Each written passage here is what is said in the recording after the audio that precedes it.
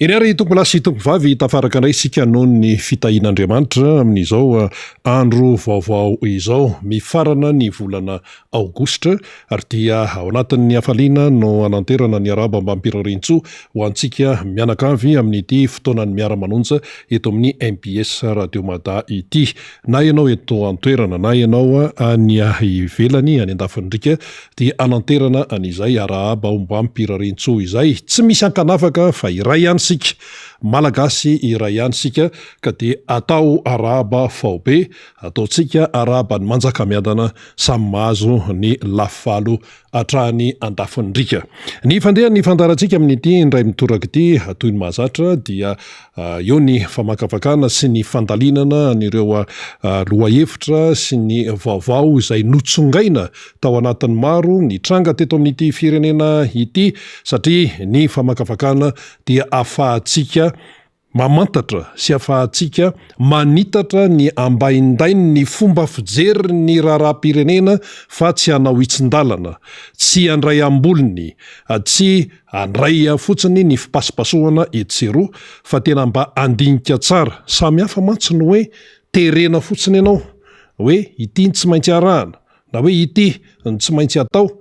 Tsy mitovy mihitsy zany amin'ny hoe ianao mihitsy no mahatsapa ny tena hoe zava-misy, ianao mihitsy no resy lahatra amin'ny zavatra tokony atao sy ny zavatra tsy tokony atao. Ianao mihitsy no mihiratra ny masonao sy maheno ny sofinao ny amin'ny hoe fiainanao zany, ny fiainan'ny malagasy amin'izao fotoana izao manahoana, inona no antony tena hoe mampikirosifahana ny fiainam-pirenena amin'izao fotoana izao. Ianao mihitsy zany no ilaina ahatsapa an'ilay izy fa tsy misy hoe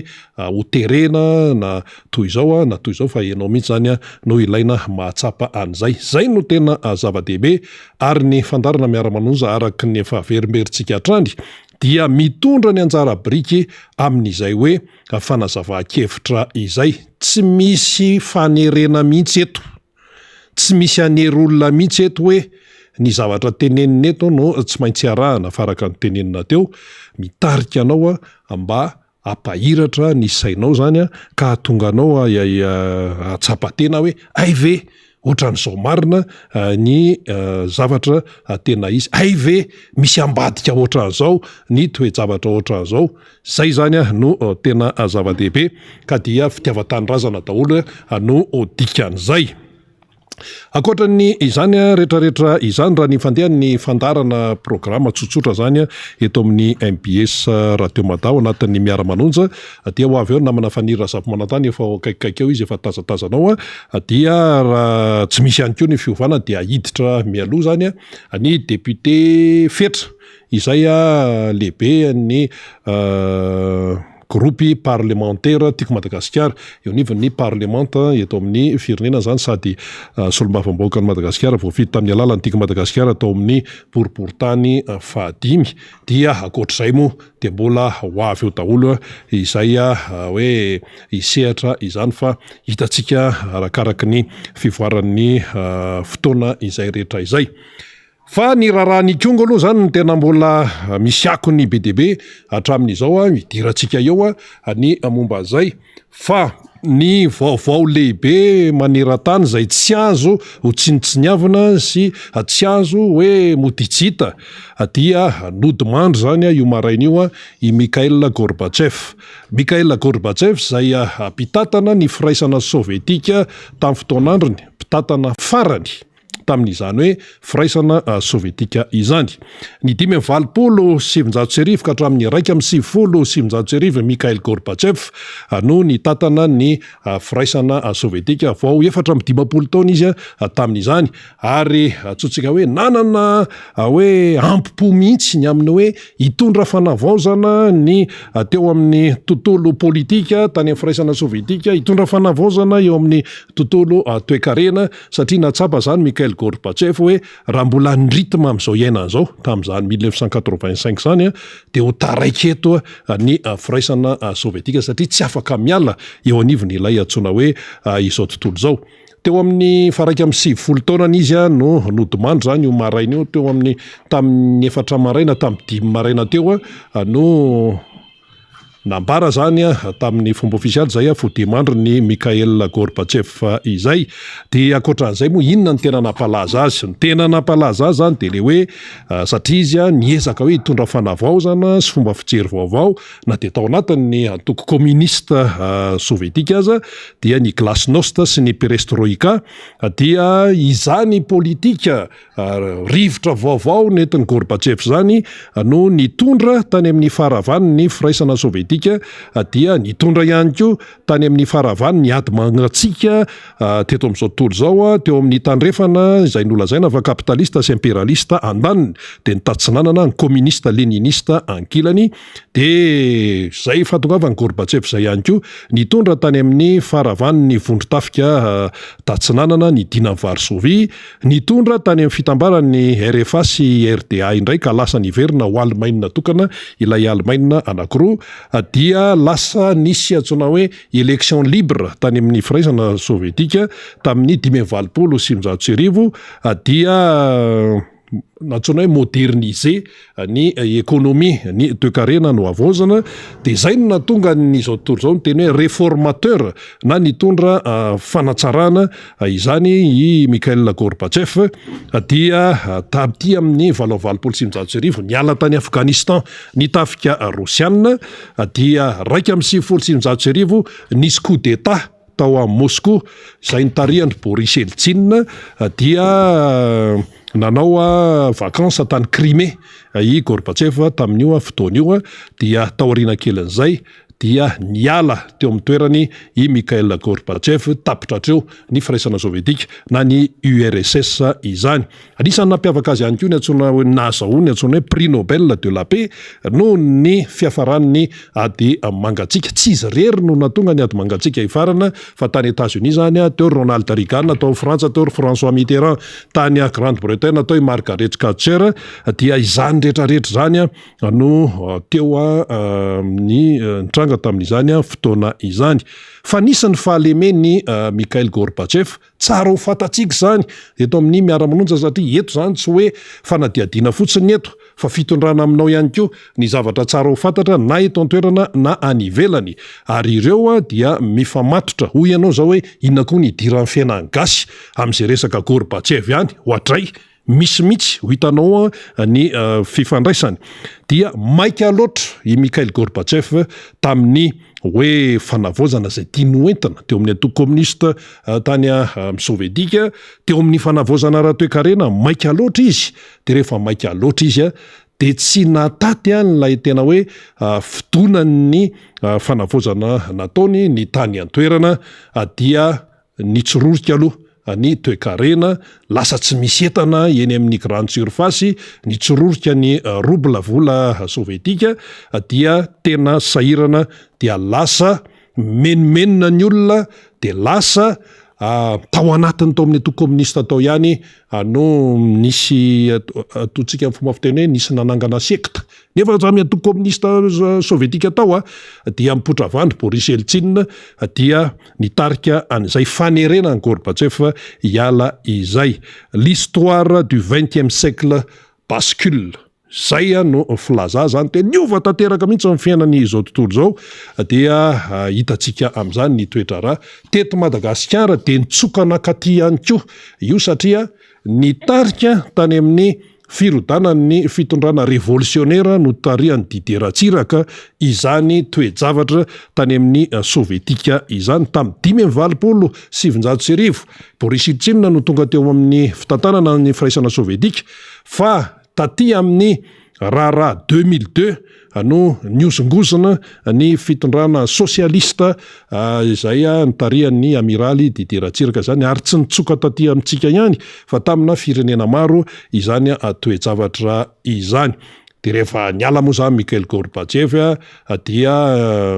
niova ny saina tsy saina rosiana tsy saina sovietika intsony fa lasa saina rosiana de ry Boris Eltsine ny teo de rehefa tsy teo amin'ny toerana intsony Boris Eltsine dia nyteny hoe Vladimir Poutine no tiako hitantana an'izany antsoina hoe Rosia zany de io Vladimir Poutine mbola eo amin'ny fitantanana ny Russia hatramin'izao io. I Boris Eltsine zay nanongana atodo nanongana ny Gorbatchev no anisany nametraka ny Vladimir Poutine eo amin'izany toerana fitantanana any Russia zany amin'izao fotoana zao. Tsara fantatsika zany fa tsy hoe andeha fotsiny amin'izao ka de hoe eto de valala be mandry eto de atahoana mova de hiatrika amin'ny fiainana ka de zao tsy maintsy mahafantatra ny zava-misy isika malagasy am'izay ianao zany tsy diso repera. Zao ny tenen'le pastera zay vao tamin'ny tapabolana niangona izahay de zao ny teneniny tao aminatin'ny toriteny mahavoatsika izy sy diso repera. Raha miresaka kristianisme zany de tena marina mihitsy zay fa tsy eo amin'ny kristianisme ihany fa amin'ny fiainana isan'andro mihitsy de matetika isika diso repera. Ka inona ny lesona azo raisina tamin'ny hoe Gorbatchev sy ny eto Madagasikara. Rehefa tonga teo amin'ny fitondrana ny Sovietika zany Mikhail Gorbatchev dia maika loatra izy. Nanana eritreritry maika loatra ataoko an'izao ty ataoko an'izao ty ataoko an'izao ty saingitsy zay no vokany fa vao maika sahirana ny Rosiana sy ny Sovietika tamin'ny fotoanandro rehefa rava moa firaisana Sovietika dia be de betsaka ny firenena zay tao anatin'ny firaisana Sovietika no nitaky ny fahaleovantenany anisan'izany ry Estonie ry Lituanie sy ny sisa ary ny tombo ihany koa ny firenena zay niaraka tao amin'ny firaisana Sovietika tamin'ny resaka politika zany no nitsimbadika nakaty amin'ny tandrefana dia niditra tany amin'ny vondrona Europeana nisan'izany ohatra ary Pologne, Roumanie, BDB firenena tatsinanany reny zay allié niaraka tamin'ny firaisana Sovietika tamin'ny fotoanandrony saingy nivadika tanteraka nakaty amin'ny vondrona Europeana izy reny de miaraka amin'ny Amerikana ihany koa moa mahazatra de mbola tarazon'izany ny zavatra miseho amin'izao fotoana izao. Tapitra ny ady mangatsika tamin'ny fahatongavany Gorbatchev fa ankehitriny kosa dia misy endrika ady mangatsika indray eto amin'izao tontolo zao satria maninona adiny Ukraine sy Russia de Russia zany zao io izy io manafika ny Ukraine apiny ny tandrefana izay ny Amerikanina ny lohany de amintsika amin'ny teny zao tompoko de fa tonga ny Russia ny tafika sinoa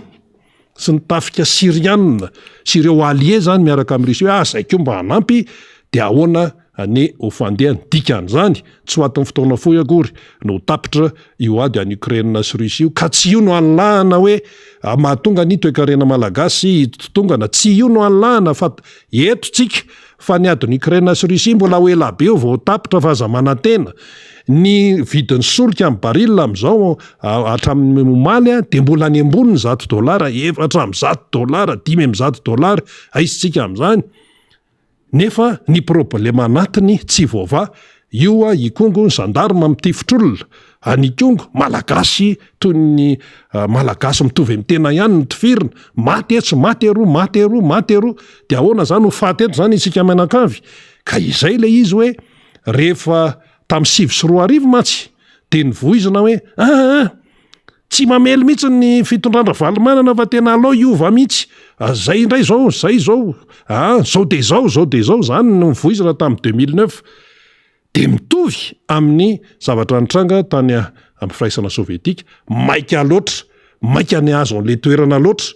de ahoana mivokany amin'izao 2022 telonjato ny kapoka ny vary tamin'ny nialany ny président Marc Ravalomanana teo fa amin'izao fotoana zao valonjato ka inona ny tsara amin'izany telonjato nakany amin'ny valonjato ny tsara zany miratsy zany ary mahantra ny malagasy zay le izy zay ka rehefa maika loatra ianao zany rehefa tsy ampy fandiniana fa etipo fotsiny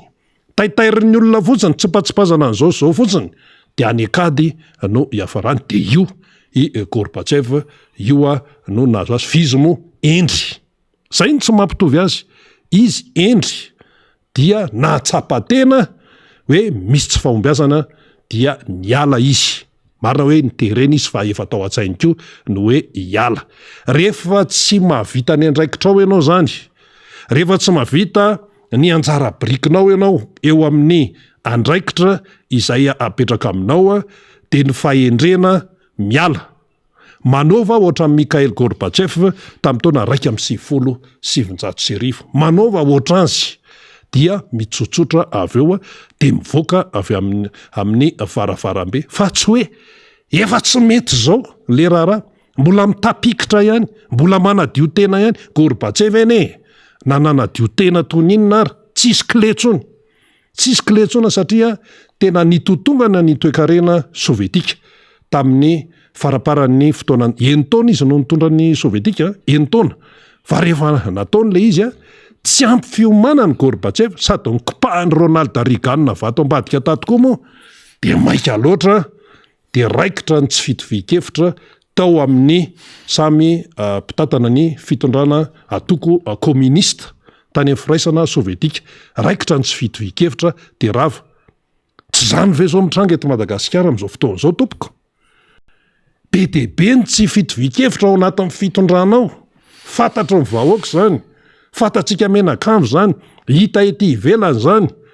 hatramina ady totondry, inona miseho etsero, tsy fitovi-kevitra. Fa rehefa miseho vahoaka fotsiny hoe fomba ofisialy de mody hoe zay ohatran'izao, zay ohatran'izao, fa efa hita zany. De io izy io. Ka ny firesahana ny amin'ny hoe vanim-potoana nitondrany Mikhail Gorbatsev ny tany amin'ny firaisana sovietika, dia ahafahantsika misaintsaina, zay ho an'ny tanjotsika, ahafahantsika misaintsaina. Io tsy hoe any mpanao politika zany, zay mantsy le tena mahavoantsika malagasy zay. Vao mandeha le raharaha hoe any mpanao politika zany, any miara-manonjy zany, andry tonton moto zany, andry député fetry zany, andry Rabekijany zany, andry ihany zany, andry député membre Bendriny zany, fa any resaka tokany zany, any RMDM zany, any tim zany, fa tsisy idiranay. Tsisy idiranao amin'ny ahoana. Fa nga io vary ao anatin'ny vilaninao nga itomy fotsiny amin'izao, ratsy eo ny resaka politika, ary politika tena izy. Fa ao anatin'izay betsaka no misalegy, betsaka no mandrangaranga ny fitiavatena, tsy misy fitiavatanindrazana fa nyahany, dia nefarany mandeha amin'ny tsisy. Marina fa mety amin'ny fiainanao androany. Fa ny piraitanindrazana aminao mitsindroka zordira miaraka amin'ny alika. Zany ny malagasy mijereo to Antananarivo. Tsindroka zordira miaraka amin'ny alika, olombelona malagasy. Nefa ianao ary mizesta hoe tsy misy krizy eto Madagasikara. Eo anatrehan'ny sehatra raisam-pirenena no miteny hoe tsy misy krizy eto Madagasikara. Vao andro vitsivitsy zay naveritsika foana. Vao aingana kely ny mpitondra fanjakana miteny hoe tsy misy krizy eto Madagasikara. Lately hoy isika amin'ny teny anglisy. Vao aingana dikan'izany, vao ainga kely no hoe tsy misy krizy. Io ikongo zany tsy krizy zany io. Krizy io. Dikan'izay tsy mitombona ny tenin'ny mpitondra. Krizy be manadala mihitsy io, iresaka ikongo, ary lizy hoe fitsarana sy gendarmerie no voatontonona ao anatin'le afera. Fa rehefa jerenao dia fitondrana iray manontolo, régime mihitsy no voatonona ao anatin'ilay raharaha. Dikan'izany de mitombona ny faneho-kevitra sy ny fitenenana hoentin'ny mpanohatra amin'izao fotoana izao. Tsy vitan'ny kitaitaitra tompoko ny fitondrana ny raharaham-pirenena. Ary zany nefa napetraka ny président Marc Ravalomanana foana. Ilana tena hoe fipetrahana mazava, manana foto-kevitra mazava, manana lalan-tsaina mazava ny fitantanana firenena tompoko, fa tsy vitan'ny kitaitaitra, tsy vitan'ny hoe resatresaka eny enany eny fotsiny de taitaitra andeha hanao filoham-pirenena, andeha hanao ilatsaka député, andeha ilatsaka ben'ny tanàna. Zany mantsy ny eto amintsika. Taitaitra eo, misy mikopaka vato ananinatsy. Anareo ane tena ohatran'ny tena rahanareo no milatsaka eo dia tena mety aminareo mihitsy. Fijery ivelany zany. Nefa tsy manana vina akory, tsy manana fitiavatanindrazana akory, tsy manana fatahorana n'Andriamanitra akory. Fa tonga de kopahany sasany de eo. De rehefa tonga eo amin'izay de ny sasany manao afera. Manao afera, manao bizina, fa tsy rarahany ilay vahoaka malagasy. Ny lalam-panorenana tsy ajaina. Zany hoe tsy tonga ho azy ilay tsy fahombiazana, fa vokatry ny tsy fiomanana no anisany ihany koa. Eo ny tsy mifahalalana, eo ny tsy fahaizana, de eo ny tsy fahavitana, fa zay rehetrarehetra an'izay koa dia nisy tsy fiomanana atao. Ohatra Mikhail Gorbatsev, tsy de niomana loatra izy, dia reny no vokany mipikelika moa ny tandrefana ny tarian'ny Ronald Reagan na tarian'Anna Tari fa na zany na tsy zany dia mipetraka aloha zany anara Mikhail Gorbatchev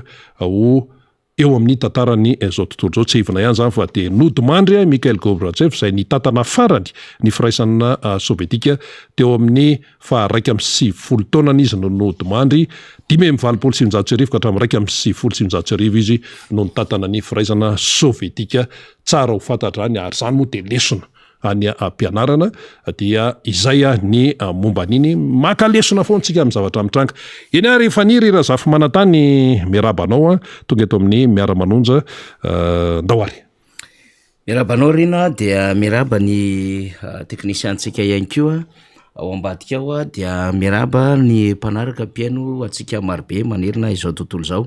ny namana eny amin'ny radio mada ny any amin'ny faritra rehetra zay manaraka ny MBS ny koko tsy adinontsika anisan'izany ry zareo any Mahajamba any Akoalma zany Mahajanga faharoany dia arabaina ianareo mpanaraka ny ekipandry Joel am'izao fotoana izao zay mpanaraka atsika ny any ampitan-dranomasina sy any amin'ny toerana rehetra zay mandray ty fandarana ity ny vaovao eto an-tena moa resantsika any rehefa aveo efa andalana tsy lavitra ao député Fetra Ralamjavombolona satria hanao fandaminana isika zany hiditra mialoha député Fetra aorinan'ny député Fetra dia ho avy eo ny tanora iray avy any Tsimorano i Ravo ary aorinan'ny Ravo dia ho avy amintsika i tonton Mota zay manana anjara rehefa alarobia tahaka izao dia ohatrohatran'izay ny endriky ny fandarana rina fa ny amin'ny vaovao zay hitantsika moa zany resantsika Kongo rehefa aveo resantsika ny fifidianana arabaina ny ekipa ny taxi civil tarihan'ny Clément Sarariny rina ny mpanolotsaina ny tanàna n'Antananarivo zay nanao zany ny fifidianana omaly tsy tafavoaka ilay resaka taxi moto ary dia moka foy any amin'ny ringobe moa misy an'izany elany kely fotsiny 20 sy 17 zay le moka foy va dia arabaina zany dia naomboko ny fihetsiketsihan'izy ireo maly satria na feedback tsika taty amin'ireo mpamily fiara karetsaka ny amin'ny hoe marobe izy ireo ary izay nio na dia tena hoe manohana ny nietsika firaisan-keniny fandavana ny fampidirina ny taxi moto ho Antananarivo renivohitra ny zava-misy anaty iainan'ny firenena mbola resantsika bedabe rehefa avy eo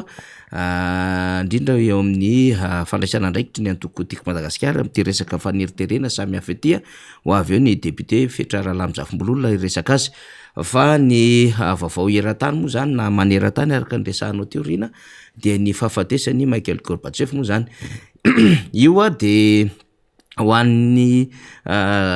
génération zay nisy atsika zany dia nahalala tsara zany tantara zany le izy tsy sary-patarina satria endrika olona roa zany mora fatarina teo amin'ny tantara ny zao tontolo zao dia rehefa mahita olona anankiray ianao somary manao letro ny folara carreau hafahafa iny tamin'ny mbola télé noir et blanc taloha dia hoe Yasser Arafat io fa rehefa mahita lehilahy sola aloha ianao ohatra misy tasy zay teto amin'ny lohany teto dia tonga dia Mikhail Gorbatchev iny zany zay le fahafantarana mahita ohatra ny John Wayne dia Reagan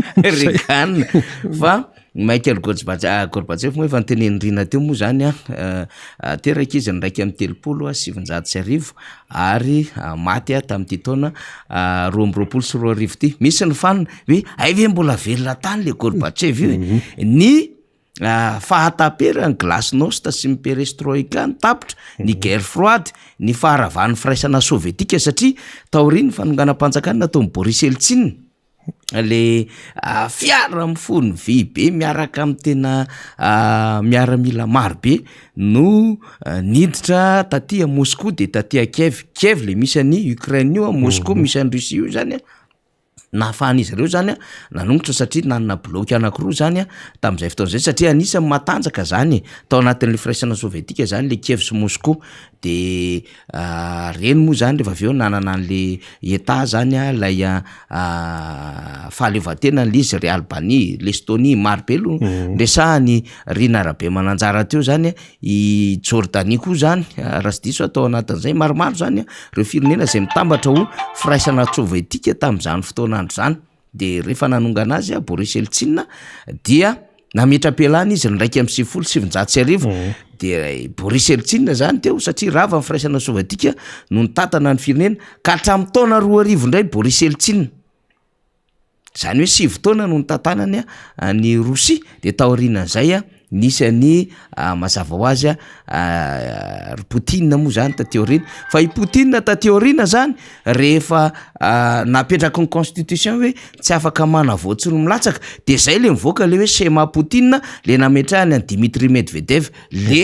nataony filoha de lasa premier ministre izy fa mbola mibaiko foana ny Rosia de tateorina indray namboarina indray le endriky ny lalàna de niverina ho filoham-pirenena indray i Vladimir Poutine zany de eo foana zany le endriky le hoe mbola tafapetraka le fodim-pisainana tsy le Union Soviétique zany fa le napetraky Yeltsin zany hitandrana zany am'le firenena Rosiana zany hatram'izao ary mbola plus ou moins voatazona ihany zany le firenena fa iverenantsika le izy nampatanjaka ny Gorbatchev le resaka tontolo ny démocratie sy le fandripahalemana zany iny le nahazona le prix Nobel ary tao anatin'le génération politique niaraka taminy nahita zany ny filohan'ny taloha tamin'ny andro ny Xavier Pérez de Velara tamin'ny andro ny Helmut Kohl zay chancelier allemand tamin'ny andro ny izy ty filoha américaine zay resahana teo Reagan tateorina be moa vao nisy amin'ny Bush rainy zany fa i W Bush zanany de efa taty amin'ny 20 taty zany de tao anatin' zany nampalaza an'lay inona moa zany le fijoroany Gorbatchev tao anatin'le fandaminana satria tsy mora ny nandray an'lay statue ny Staline zay natanjaka be kanefa tsy maintsy no raisiny zany teo an'le fanjakana communiste zay nandady taty am'le resaka socialiste zany tena niara-ny asa Madagasikara ny président Didier Ratsiraka de tena niara-ny asa tamin'ny firaisana sovietika tamin'ny andro ny Gorbatchev taloha ary maro be ireo malagasy mpianatra tamin'izay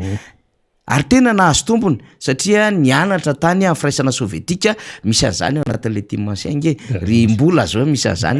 na mbola anaovana kokoa an'izao be mbola maro be mihitsy mpanao gazety koa be de be nianatra tany ry Arnaivra Samuel filohan'ny DSD zany tsaroako tsara nianatra tany Kiev tamin'ny fotoan'androny ry Zogbe Ramasy Adolphe nianatra tany Rosia tamin'ny fotoan'andro any président ny izy moa ty izy ty Antokoama Ramila nianatra tany tamin'ny fotoan'andro zany fa nisy tsy mifanalavitra teo ny tany Roumanie de nisy teo Cuba ohatry ny Papa Tabera zao randre manatsoa tany Cuba i Topla Zafimil Constant zany tany Cuba i Bettina Bruno zao raha sy diso ny fitadiko tany Cuba ilay Henrik Jean tany Cuba le anisany le nahazo an'lay bourse zany reny ary tam'zany tsy misy an'le ny avy eto amin'ny tanàna ihany fa tena nisokatra ho an'izay rehetrarehetra zay tena nianatra zany izy de nahazo an'izany ohatran'izao koa zao i Bejon zay vice président ny antoko miombony ezaka zao de nianatra tany Cuba i Cuba io manko tanàna kely zay ohatry ny ila kely tsy mifanalavitra an'le Amerikana ohatry ny lakile kely zay mipozina manaraka resahantsika zay fa tanàna ny Castro Fidel Castro fa anisan'le nisy rivotra ihany koa zany zay taty am'le resaka firaisana sovietika satria nisy fiara-miasa hafahafa zay rehefa nienjehan'ny Amerikana lay Cubanina zany de iverenantsika le izy rehefa nanomboka amin'ny arava zany zay firaisana sovietika zay de nisy rivotra nakaty satria 720 nanomboka andresahan'le mur de Berlin zany de arava koa iny tsisy tsony le RFA RDA de zany rehetrarehetra zany nanovan'le tantara satria niditra toa taty amin'ny frantsay nanavao an'le fiara-miasa ho an'ireo firenenany zanahany tahaka ny François Mitterrand zany ary nanery am'zany Papa Jean Paul II zay tao anatin'ny génération politique zay nalaza teto ambonin'ny tany de raha ohatra zany niaraky ny tantara zany indrindra hoe iza ny anaran'olona tena nalaza indrindra teto ambonin'ny tany dia anisany niaraka tany Gandhi ry Mandela ry Churchill ry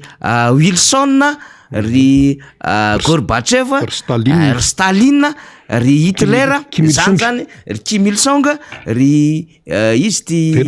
napalaza andro Mahoty Mao Tse-tung zany anisan'ny nametraka ny fomba fanaovana politika sy ny tantara teto ambonin'ny tany ho an'ny Ho Chi Minh misy an'le Ho Chi Minh netsy le zaridaina Ho Chi Minh netsy ka reny rehetrarehetra reny mila fantaritsika zay ngely na tonga an'le hoe tsy maintsy niditra tamin'ny fanafahana amin'ny Mandela de nanafoana n'le resaka apartheid ny tany Afrika Atsimo satria efa rava ny rindrin'ny Berlin tsy isy tsony rehefa sy ny RDA, efa rava ny firaisana sovietika, efa rava ny glasnost sy ny perestroika, de rava ihany koa le ady mangatsika, de nanomboka nanana fizotrana rivotra politika amin'ny vaovao teto ambonin'ny tany, de nisy pays émergent vaovao nipotra koa tamin'izany fotoanandro zany, de nandrava le resaka régime communiste, dia tataka izay ihany koa ny resaka socialiste, de niditra tao anatin'le libéralisation na libéralisme zany zao tontolo zao, dia nandadina akany an'le mondialisation, de zany rehetrarehetra zany rehefa resahantsika zany zay dia nahatonga ho isika le taty am'le rivotra Madagasikara raiky amin'ny sivifolo Diran'ny rivotra koa. sahira ny président Didier Ratsiraka de tery ankomma 67 hectara no nanomboa amin'ny mafana lay etsika zany 90. De teraka Etsika tsotsotra kely ny AKFM mafana avao zany. de iny nandady moramora nahazona le force viva na hery velona dia nanaraka ny rivotra tany am'izao tontolo zao lay rivotra teto Madagasikara le nandravana le republika faharoa de nahatongavana tato an'ilay hery velona ny republika fahatelo. Tantara zany zay resahantsika zay mba hahafatsara antsika tsara zany aiza ho aiza ny tantaran'izao tontolo zao. Ka raha ohatra zany forcenao any aminao le endriky ny tantara de tsy mety zay satria ny tantara tsy azoko saina ozy député membre Benirina zay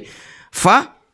tantara mitoetra foana. Ka raha ohatra zany mieritreritra le mpitondra zany satria te hiverina eto Madagasikara amin'izay toy izay hoe za mahita mpitondra zany tsy manana le culture politique ary tsy manana le charisme mihitsy hitondra fanjakana fa no terena ho amin'izay fotsiny lizy de io mitsipozipozy io le fiainan'le firenena zany. De aiza zany zao eo manko le mbola mampametra-panontaniana tamin'ny fotoanandro de ity le fanambarana tamin'ny 2019 le nataon'le filoham-pirenena sy mifanjakana malagasy ty nanoana no Juan Guaido lay mpanonga-panjakana tany Venezuela le niady tamin'ny Nicolas Maduro. Nicolas Maduro lay solony iza le marary le anankiray Hugo Chavez de nanonga-panjakana Juan Guaido zay député jeune de avy le fanjakana malagasy manoana ny etsika nataony Juan Guaido satria jeune kely teo amin'ny Assemblée nationale fa mandraky ny androany tsy hita le Juan Guaido de endriky na diplomatie sy tsy fahaizana politika ary tsy fahaizana ny resaka géopolitika ny ohatran'izany fa mba te hiteny fotsiny le mpitondra hoe za koa jeune kely nanao révolution mifopofopona teto amin'ny tanàna teto de ty koa misy bandy kely zay vao 3 taona tany Venezuela nefa tsy nahavita mission akory de mba nanao fanambarana tamin'izany fotoanany zany de mieritreritra hoe ay ty koa misy filoha kely jeune kely ny en 77 any France Macron fa tsy mitovy économiste banquier tary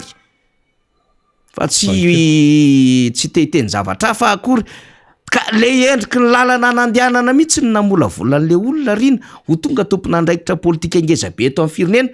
Ka raha ohatra ianao manana tsara amin'izay tena hoe verve, manana tsara n'izay tena hoe tsanganana amin'ny personnalité, manana an'le tena charisme sy ny sisa de tsy manaonao foana zany ianao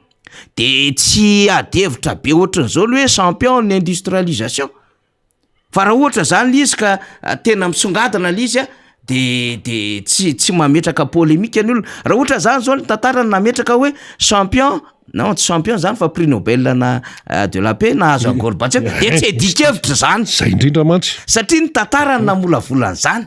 Raha ohatra koa nametraka an'izany taty any Aung San Suu Kyi zay anisan'ilay ligue ny droit de l'homme tany Birmanie de ny tantara nametraka an'izany de tsy edikevitra zany. De ohatran'izany koa ohatra Mandela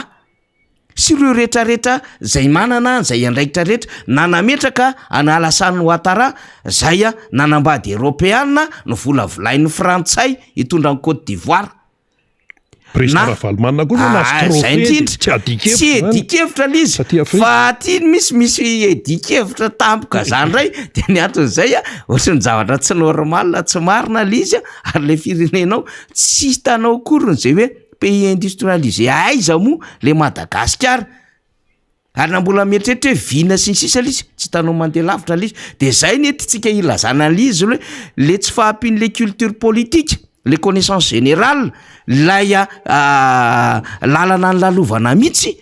teo amin'ny fomba fanaovana politika no tena lesoka lehibe ho an'ilay mpitondra amin'izao fotoana zao ary tsy izy irery le mpitatana voalohany fa saiko ny manodidina azy de tonga komparazara fotsiny eo anatin'le fanjakana de saiky ny akamakama de mipetraka le népotisme mipetraka le copain sy ny sisa de reny rehetrarehetra reny zany no lazaintsika foana ny hoe tsy mipetraka amin'le tena fomba fanaovana politika le nizara foto-kevitra l'izy fa am'le campagne américaine l'izy le mampiretirety zavatra fotsiny zany de lasa resaka materialisme zany no andehanan'le vahoaka malagasy sy lesaka show politika rehefa mandeha le fividianana fa very le foto-kevitra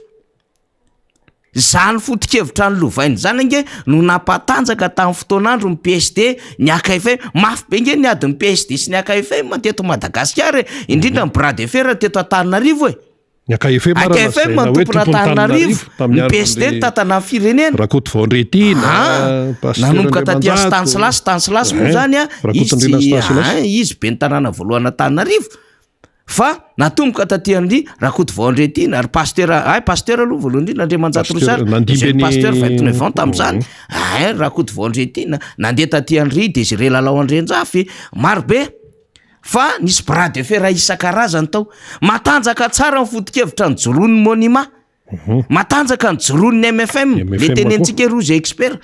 le nresahantsika misy mapika MM ohatran'izany ny fomba fanaovana politika tranainy mahafinaritra miady foto-kevitra napetraka dokotera Maro Jama Jérôme vonjy ray tsy mivaky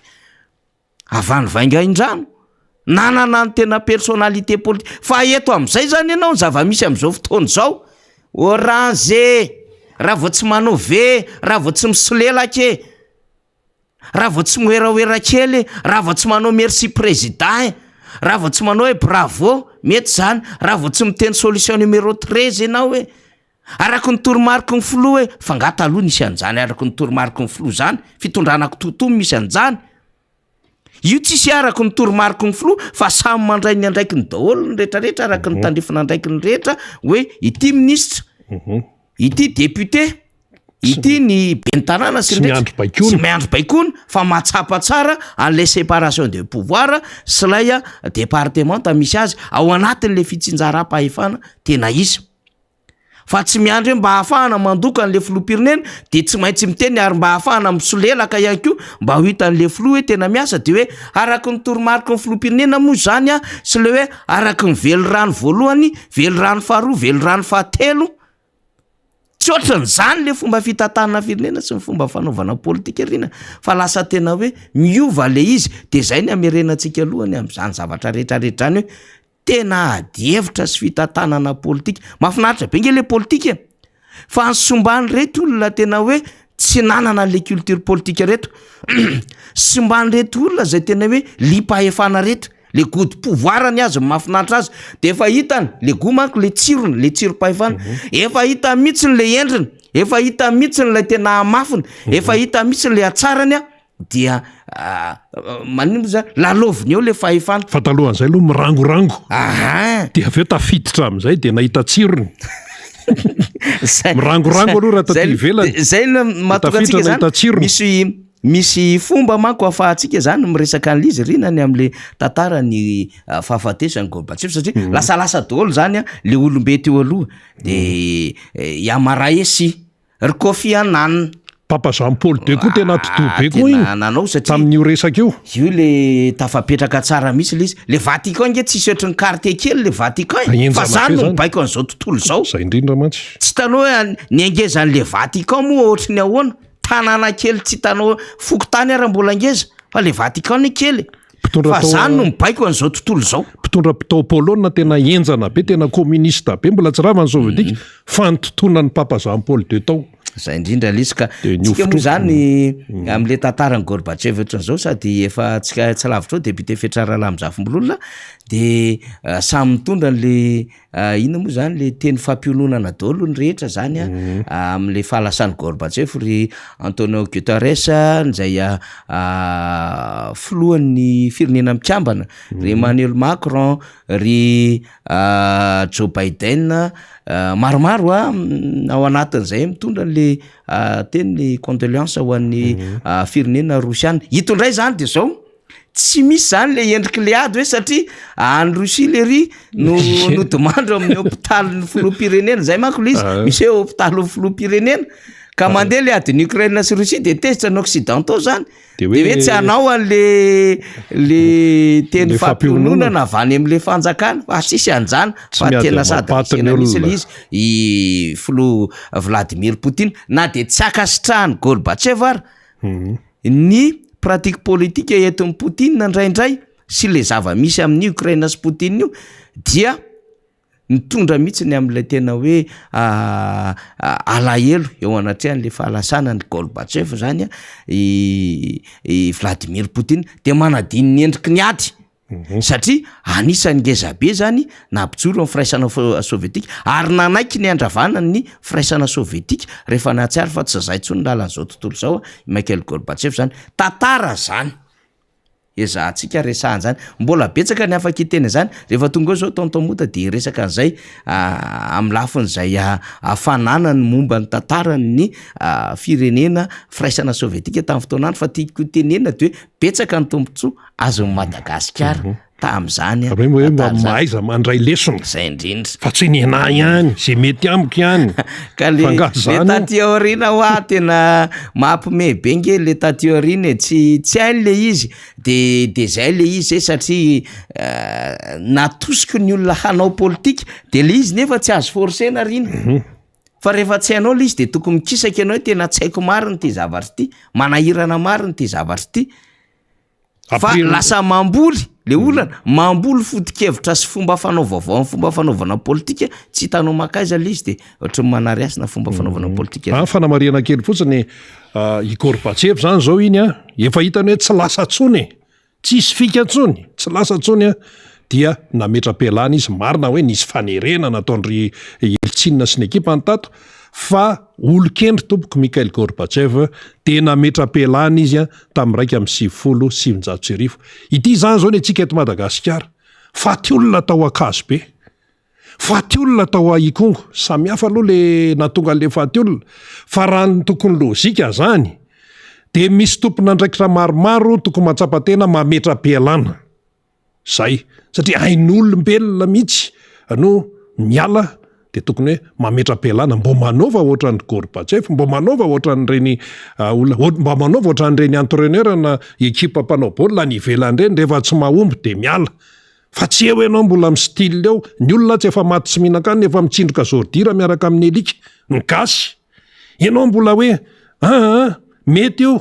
stabilité ny ilaina fa tsy misy crise eto nefa faty olona ny akazo be faty olona any Ikongo tany Sakaiky efa miady hatrano sy ny sisa zay le fanamariana tiako mariana fotsiny namana fanira eny ary atsika moa miresaka an'izany mba ho tsy hahevin'ny tantara daholo zany rehetrarehetra izany fa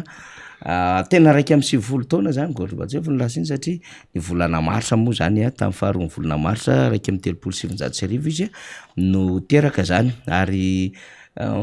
afakely ny tantaran'ny Gorbatchev satria Gorbatchev ny zanaka paysan zanaka tatsa mahantra kely Gorbatchev niotra tamin'ny fiainana de taty amin'ny taona 2.7 zany isika zany nahazo fahaleovantena 2 taona i Gorbatchev tonga niditra tamin'izany hoe carrière politique zany de anisany nanana andraikitra lehibe izy satria dia nitazona izy ny secrétaire général ny parti communiste soviétique zany ary nametraka adevitra vaovao taty amin'ny taona 5.7 taty izy zay vao efatra amin'ny 10 taona tamin'izany fotoana zany nakandraikitra ho an'ny fitantanana ny firenena zany araka ny tantara saika adiniko teo fa misy namana mpiaraka amintsika eto rehefa matetetika zomana salamzany Zogberagi koa anisan'ny nianatra tany URSS tany teo iny nianatra momba ny asa fanaovan-gazety zany zay le tiako tenenina betsaka ny tombotsoa azo fa zao zany le ray aman-dreniny mpianakaviana sisa no mifonsa mitady boursa ho anjana fa ho an'le boursa amin'ny fanjakana zany reo moa zany zao le sahirana le miady le mbola tsy nahazo io zao mbola wawawa be koa Chine nisy tena sahirana be maromaro fa tena tsy natao ny fitondrana ambany zavatra reny borsa reny tamin'ny fotoanandro de zay le nytenenako hoe ny mpianatra tany Romania marobe mihitsy mpianatra tamin'ny Romania, mpianatra tamin'ny firaisana sovietika, ny mpianatra tany Cuba, saikisaiky tany daholo mankony fa taty aoriana am'izay zany rehefa ravo zany ary niditra taty am'le tenentsika le hoe libéralisation am'izay niditra tamin'ny endriny hafa de zay vao nandeha tena nakaty Europa zany lay tsy hoe Europa moa zany sovietika efa ao anatin'izay fa zay zany vao nisy nandeha taty Canada, zay vao nisy nandeha taty Frantsa tena ana fa ny Frantsa nandehanana hatram'izay manko saika ohatrany hoe Montpellier de taty Saint-Cyr ohatrohatran'izao an'ireo nianatra momba ny resaka manamboninahitra zany fa saika tamin'ny fotoanandro zany de tany am'izany firenena no resahantsika zany de taty aoriana vao misy an'le borsa nakany Egypta makany Tunisie misy an'izany anie zay le zava-misy zany de le fanjakana tsy de tazana tsony zany le hoe ny fanjakana ny tena manosika an'isy ka reny rehetrarehetra reny mila veloma ao anatin'ny aim-panahy fomba fitantanana firenena mba ho fantatry le mpitondra fa zao moa zany tena efa potika le Madagasikara de rehefa potika le Madagasikara de tsy ohatrany hoe tsisy dika le tontolon'ny fanabeazana fampianarana ambony na resaka borsa eto atoerana zany na resaka kalitao amin'ny fampianarana zany kaiza moko ohatrany reny ny sujet mivoaka eo anivon'ny NMG de nialatsiny ihany aloha zany teo anivon'ny NMG rehefa nanao bras de fer tamin'ny mpanao gazety fa ohatrany reny le izy hoe anomana ianao tompon'andraikitra ambony amina resaka fitsarana sy resaka prakidrara de nefa kitoto ohatrany reny le fomba fiasana akoatrany nefa hoe nisy mainy dossier sy ny sisa tamin'ny fotoanandro fa nisy daholo zany ny zava-misy ny amin'ny concours na INFA na salam'izany misy adefitra ela be vao mivoaka lay valim-panadinana ary indraindray le izy tsy manome chance ho an'ny rehetra zay nge ny tena fianarana teo aloha na manome chance ho an'ny rehetra le izy ny amin'ny hoe ahafahany le zanaka malagasy manerana amin'ny Madagasikara tsisy fanavahana mba hianatra ny ampitan-dranomasina ho an'izay mahay zany ny taloha fa tsy hoe ny zanazanaky ny namana ny zanaky ny olo-patatra zanak'izay mahay misolelaka zanak'izay mahay manao merci président na zanak'izay olona akaiky manodidididina sy ny sisa na zanak'izay mety ao anatin'le antoko politika ny tafa ao anatin'le izy zany mila dépassena zany rehetrarehetra zany mba azotsika manangana an'le Madagasikara matanjaka Rina Rabe Mananjara fa efa tsy lavitra moa député fetra araka ny message voaraiko eo de mbola anoy ianao fa andamina kely an'izay ako ny tiako mariana fotsiny ny tenen'ny Fanira Zafy Manantany teo tamin'le hoe fandefasana mpianatra any ivelany tsy azo moditsitsy reny na firenenaiza ny hoe andefasana mpianatra na tany amin'ny tatsinanana io tamin'ny hoe bloky tatsinanana zay niara-niasa akaiky moa tamin'ny andron'ny président ny amiraly Didier Ratsiraka na zay tateo rindrina de tena hoe zava-dehibe ny fandefasana tanora malagasy mianatra makany ivelany indrindra le hoe manana borsa de nahazo borsa de hoe misy fiarah-miasa samy niezaka tamin'izany daholo anie ny fitondrana fandrimby teto amin'ny fireneny ty efatrany amin'ny président Tsiranana anie no efa nisy ny borsa makany ivelany be dehibe no natsiaro an'izany mandeha mianatra tamin'izany moa tamin'ny andro président Tsirana moa zany mbola hoe Frantsa ny tena teo akaiky teo zany dia ny fandimby tonga ny deuxième république dia ny mpitondra teto moa zany ny safidy no hoe tena hoe allié miaraka amin'ny firaisana sovietika sy ny Korea Atsimo Kim Il Sung dia Korea Avaratra moa zany no Korea Avaratra no niaraka tamin'ny malagasy tamin'izany fotoana zany hoe allié zany niaraka tao teo sovietika tao i Korea Avaratra dia teo ry Cuba araka ny tenenina teo dia nisy ny mpianatra nalefa tany nandraty fianarana tsy hoe nalefalefa fotsiny le ankizy le tanora fa hoe andraty fianarana ka rehefa vita ny fianarana dia iverina eto tanyrazana aninina mba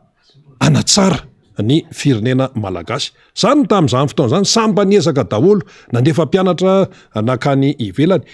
teo amin'ny fitondrana ny président Marc Ravalomanana nafantatsika tsara nandefa mpianatra nianatra nakany États-Unis fangaverinao fa hoe université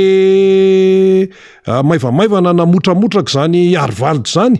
Zany no mbola mitana ny larana voalohany amin'izao fotoan'izao eto ambonin'ny tany amin'ny resaka qualité, amin'ny resaka fampianarana. Fa tamin'ny fitondrany président Marc Ravalomanana any amin'izany université sangany eto ambonin'ny tany zany no nandefasana ny mpianatra malagasy zay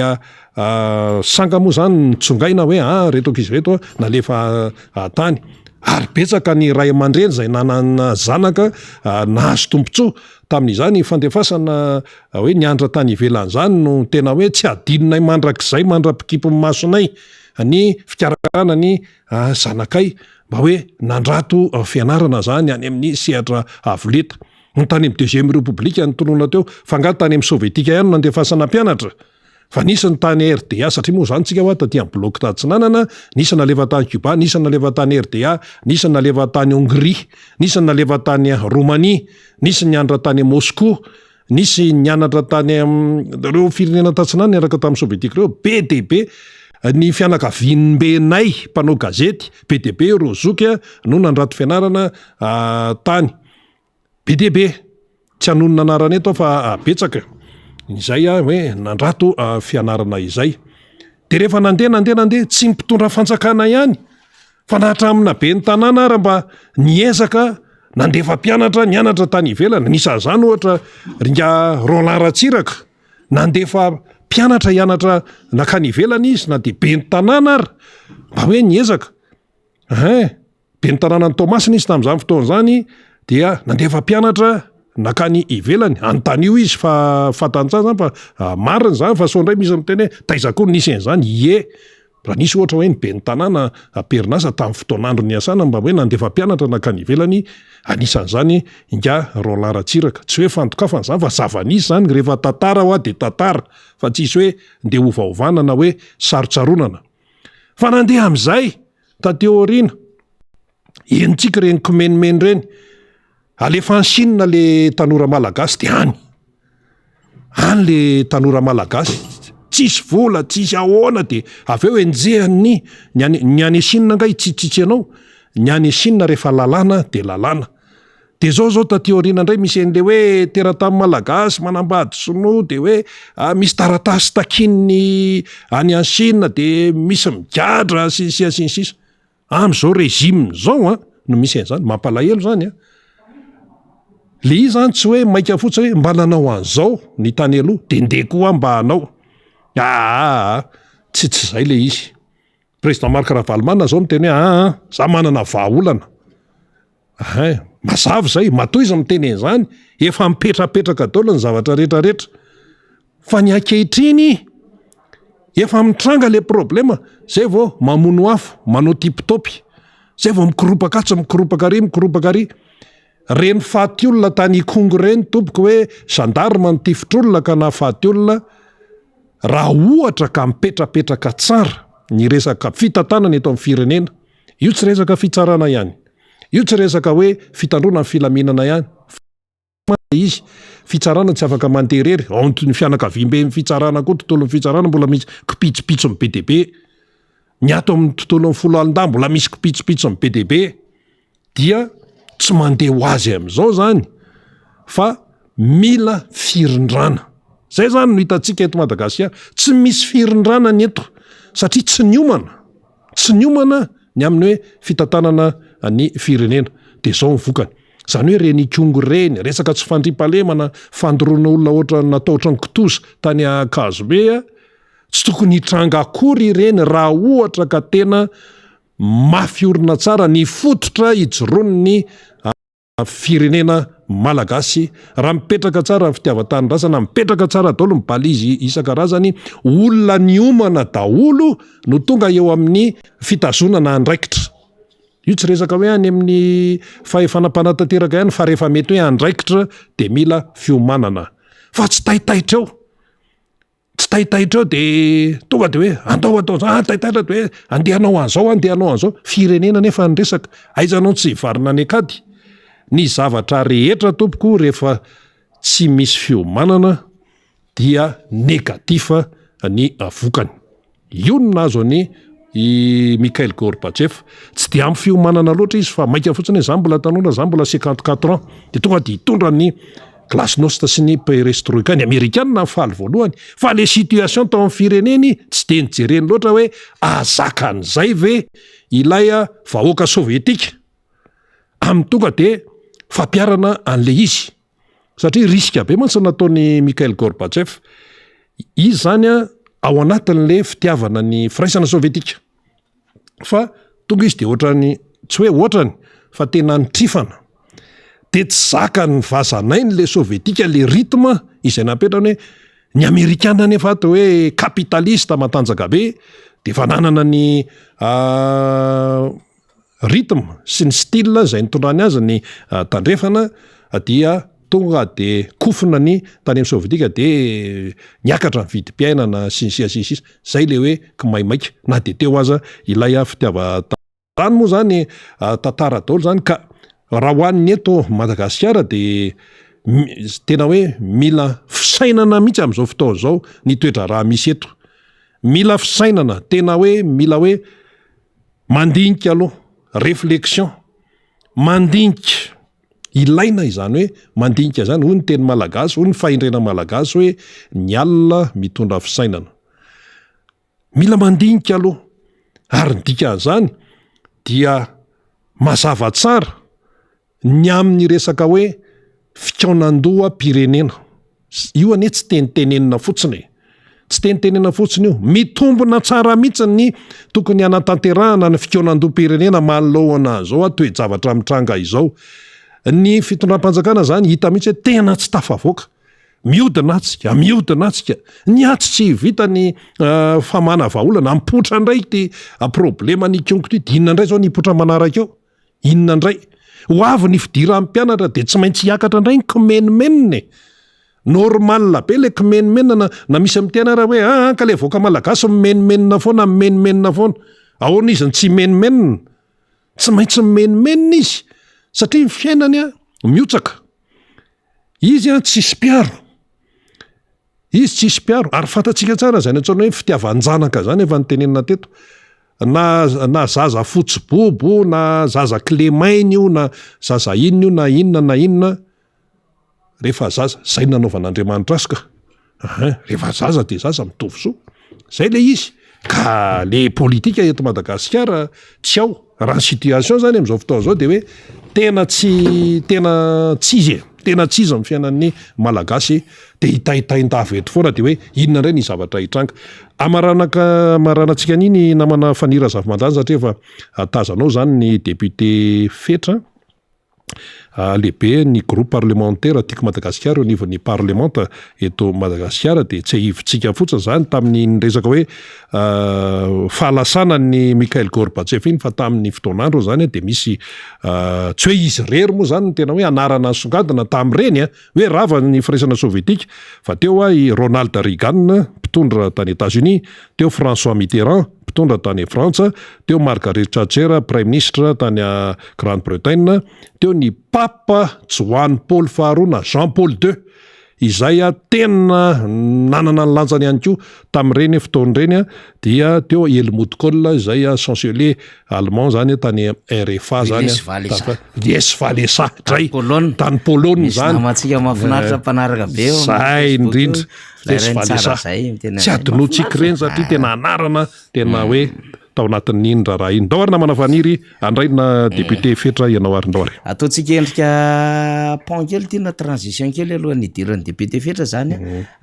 satria ny tantara ohatran'izao manko tsy fanadino hoe de resaka raharaham-pirenena amin'izay tsika rehefa avy eo tetemy fotsiny hoe ny député Brunel dia raha tokony izy dia hanao point de presse any amin'ny assemblée nationale manoloana le zava-misy tany Congo zany mbola mitondra raha fa misy zavatra manahirana be koa tany Ambositra tany dia vazaha frantsay mpanao asa soa nitofirin'ny Jiola zany mampalahelo ny zava-misy fa ndao vakitsika nalaina tao amin'ny compte ny Andriamampianambola efa niteneniko teo mbola de mpianatra tany amin'ny firaisana sovietika teo aloha ny tantara ny Gorbatchev zany matotsika misahirana ohatran'izao de veritsika fa misy zavatra mba tsara ho fantatra ihany io navoaka ny mbola io liza Mikhail Sergeyevich Gorbachev na Igorby, filohan'ny firaisana sovietika farany, sekretera jeneraly komity foiben'ny antoko komunista ny firaisana sovietika ny taona 5,700 ka hatramin'ny 1,700. Lay rainy glasnost sy perestroika, ny dikany glasnost sy ny perestroika de hoe mangarahara sy ny fanavaozana. Anisan'ny olo-mpanjakana nanova izao tontolo zao, niezaka nanamboatra sy nanavao rafim-piarahamonina ny ekonomia tany amin'ny firaisana sovietika, niezaka nanalefaka sy nanafoana ny ady mangatsika nisy teo amin'izao tontolo zao, ny fifandraisan'ny tandrefana sy ny tatsanana, indrindra ny fanenana ny fitaovam-piadiana nokleary. Tsy nahatotosatra ny farany tanjona tiany ho tratrarina izy dia ny mba hitondra ny firenena hiala ao anatin'ilay fahasairanana, nisy ka niafara tamin'ny faharavan'ny firenena firaisana sovietika, ny aiky izany tsy fahombiazan'izany ny tenany. Nanambara izy fa diso tafahoatra ny fizaozaondry zareo Amerikanina izay nilaza fa nandresy tamin'ny ady mangatsika nefa rafim-panavaozana ny arahana nanatanteraka ny fanavotana izao tontolo zao. Ny fotoanandro moa no nisy ilay fanonganam-panjakana tsy naomby ny Aogositra 1,700 ka nitarika ny firodana ny firaisana sovietika. Tamin'ny androny ihany koa no rava ny rindry Berlin ary nahatongavana ny fitambaran'ny firenena Alemanina rotota. Io le nresantsika teo hoe rehefa CRDA, de tamin'izay le hoe aiza natao revohatra Berlin sa i Bonn. Teo ihany koa ny faharavany ny vondro ny firenena sosialista tatsinanana rehetra nanomboka ny farany taona 20 tanoany. Ny taona 20,700 koa no nanapahany-hevitra fa hiala tany Afghanistan ny tafika sovietika. Momba ny ady any Ukraine de anisan'ireo makasitraka sy manohana firenena rosiana ny filoha Poutine ny tena satria niainga avy amin'ny hetaheta-bahoaka io fangalana ny firenena Ukrainiana io. Nodimandry teo amin'ny faha 1,20 taonany ilay filoha, anisan'ny nanamarika ny taonjato faha 20 io le 20e siècle zany, nahazo ny loka lehibe momba ny fandriam-pahalemana prix Nobel de la paix. Zay no sitoma zany momba n'iny, miezaka mizara tantara mantsika mifandarantsika zany, de ny namana Andriamampianambola zay nianatra tany URSS tamin'ny fotoanandro no nakatsika an'izay sombim-pahafantarana zay, manamafy ny fanazavata zay nentintsika teo zany rehetrarehetra zany. Eny ary io manandray ny député fetra isika satria izy ty moa zany tsy maintsy fanampiana daholo ny lafin-javatra rehetrarehetra, de efa vonao ny capitaine d'équipe ny vondrona parlementaire ny antoko tiako Madagasikara dia député fetra. Tratry ny embouteillage député fetra teo fa raha ny tokony izy efa tonga lolo kely ihany miaraka tamintsika teo fa enjana be ny lalana zay nale, de zay le olana kely samihafa fa na izany na tsy zany arabainy ianao député fetra. Tonga somatsara indray tsika amty marainy ty rehefa vonony faly amin'ny resaka kadrasy kely samihafa de fa tombontsika le izy fa tsy afaka hijanona lava be araka amintsika député fetra satria mibaby ny adidy amanandraikitra eo amin'ny firenena sy ny fiarahamonina izy de tsy maintsy andao rehefa aveo. Miaraba député. Miaraba Faniry, miaraba tsika rehetra manaraka an'izao fandaharana zao, ary miaraba ihany koa ny teknisianina kirakirany eo amin'ny milina sy ny rehetra ao afahantsika eto Madagasikara, tsy ny eto ihany fa ny any ivelany rehetrany manaraka an'izao fandaharana miara-manonjy eto amin'ny MBS 5,7 teboka 4 sy ny Radio Mada 100 teboka 8. Tsy diso namana Faniry zay le fréquence 100.8 95.4 ao indrindra namana. Ya de miaraba ihany koa fa tazako io ambadimbadik'io zokomota aleloia izay efa miomakomana ihany koa, asa moa efa teto izy na mbola hiditra. Mbola hiditra eo izy hitondra sy fampizara vaovao amintsika raha makafaka ihany koa manodidina ny vaovaona fahapana tamin'ity herinandro sy tato anatin'ny andro vitsivitsy izay. Tonga de hiditra mivavany tsika satria ny fotoana mandeha namana Faniry, ny anisan'ny mafana dia fandresanao teo ihany izay fampiresahany saminy efa natsidika reo sy namana rina ihany makasika an'izay dia ny raharaha sy ny tranga tany Kongo. Betsaka ny zavatra azo resaha manodidina an'izay atao hoe ranandrika, nisy ny ranandrika tany Kongo. Tsy afa-miala amin'izany ny mpitondra fanjakana, tsy afa-miala ninona fomba entina anazavana izany zavatra nitranga nafatesa na hay na mpiampiray-tany razana amapolony maro sy nandratrana olona amapolony maro tany am'izany distrika ny Kongo izany. Ninona olazainy na ny gazety io na ny mpanao politika mpiaradia am'izao fitondrano zao ny antoko indrindrandrindra dia voalohany indrindra aloha dia miondrika mpanajana ary miray fo tondra ny teny fampiononana sy fampahirezana ho anareo malagasy mpiray-tany razana na moy havana na moy namana na moy mety ho zanaka mety ho mpiray-tapo mety ho ray aman-dreny zay ny teneniko hoe mpiray-tany razana amin'ny ankapobeny dia mampahery anareo fa noho ny setrasetra nylay fiainana noho ny tsy fandraisana andraikitra ataony mpitondra fanjakana ary tonga dia manitsy ny tenako ny hoe tompona andraikitra am'zany ny mpitondra fanjakana tsy atao fitaovana ny mpitandro filaminana akory na tsy atao fialana raha reny ny zavanitranga tany fa mpanatanteraka baiko ny mpitandro ny filaminana ao anatin'izany no mametram-panontaniana izahay aty anivon'ny fanoerana izahay aty anivon'ny solombavambahoaka hoe naninona ny tonga tamin'ireny zava-nisy reny ny tany Ikongo mialatsiny naninona ny tonga hatramin'ny famonoana ny mpiray-tany razana toy ireny nataony ny zandary mpitandro filaminana ny zavatra tany Ikongo namoizana aina mpiray-tany razana maro dia manodidina an'izay no hitondrana famakafakana sy faneho-kevitra eto ho an'ny anio ary mino fa mbola hitoy zany ny am'ireo solombavambahoaka namana ary anisany mety tandrify izany kokoa mihoatra noho izahay nefa tsy afaka moa izy ny omaly fa mety nanakambara raha tsy diso tsy nandalo teo ny solombavambahoaka voafito tao amboribory tany fahadimy Zoky Rambo satria nisy moa ny dia izay mbola sy fanasana zay nataony ny vomiera mahaleo tena misahana ny fifidiananay ka anisany solotena ny solombavambahoaka tiako Madagasikara sy ny atoko izahay teny Ivandry omaly dia raha iverenana ny raharaha Ikongo dia mampametra-panontaniana ny fomba fampiasana voalohany indrindra ny mpitandro ny filaminana nanahoana ny fandraisana andraikitra iza ny nanome baiko na iza ny tokony nanome ny baiko ny zavatra hita namana faniry sy mpiaino ajaina dia misy ny teny frantsay manao hoe livrer à eux-mêmes ireo olon'ireo navela rery teo ireo olon'ireo raha tokony nisy olo tena mpanjakana tamin'ny alalan'ny chef district tany Ikongo raha nisy ny fampirarana na ny fampiresahana araky ny angom-baovao dia toa tsy teo ny zany solotena mpanjakana tokony nitarika ny fifanatrehana teo amin'ny vahoaka sy ny mpitandro ny filaminana izany ninona ho lazainareo ndray dia betsaka ny paralelina sy ny atao hoe tranga mitovitovy izay hitodiana any amin'ny vahoaka ny amin'ny hoe nanahoana ny tenin'reto olon'reto raha mbola teny anivon'ny farinoherana izy ireo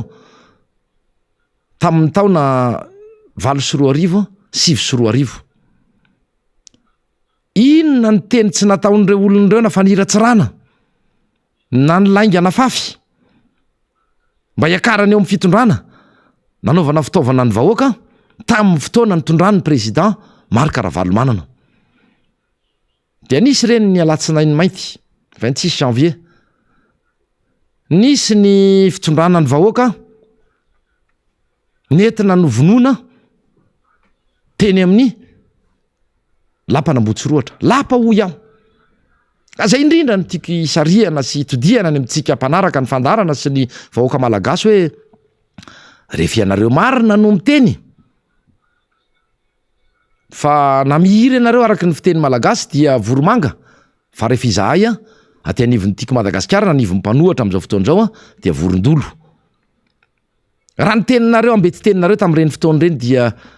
tompona andraikitra ny filoham-panjakana ny filoham-pirenena fa tsy ny filoham-panjakana mialatsiny filoham-pirenena voafidim-bahoaka no teo tamin'izany fotoana izany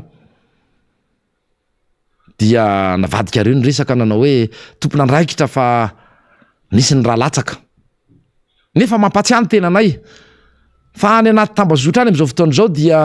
naverin'ny olona ny tahiry tsara miaraka amin'ny feo izay nataony na mpanao politika mahakasika ny hoe aleo asinara-latsaka dia ampibabena ny filoha tamin'izany fotoana président Ravalomanana ny filoha nitondra tamin'izany a ny fahadisoana manoloana zany vonolo zany hoe vonolona ny nina natao a sy ny organizena mihitsy zany zavatra any tsy afa miala am'izany ianareo araky ny tegniko teo any am'tambazotra any am'izao fotoana zao dia miverina publien'ny olona sy afaka jerena any zany vidéo izany de iverenako ny tranga zay nitranga tany ny zavanisy zay nitranga tany Kongoary iza no mitondra am'izao fotoana zao iza ny filoham-pirenena am'izao fotoana zao nisy ny raha latsaka nandrika ny raha tany Kongo araky ny tegniko teo amapolo ny maro ary sanatria mbola iaratsy zany bilan izany faraky ny tenin'ny président Ravalomanana omaly raha nanao fanambarana izy fanehoana ny alahelony manoloana zany famonoana ny mpiraitany razana izany a de hoe nisy ny tsy fandraisana andraikitra ve teo anivo fitondram-panjakana ny solotena-panjakana ny zavatra ny ariary tao any koa dia tsaroko ity satria anisan'ny ambety teny ny mpanara-baovao am'izao fotoana zao ny hoe matoa nisy reny zavatra ireny a matoa nisy reny vonolona tany reny nisy ny raha nandrika tany Kongo satria tsy mahatoky lay rafitra intsony a ny vahoaka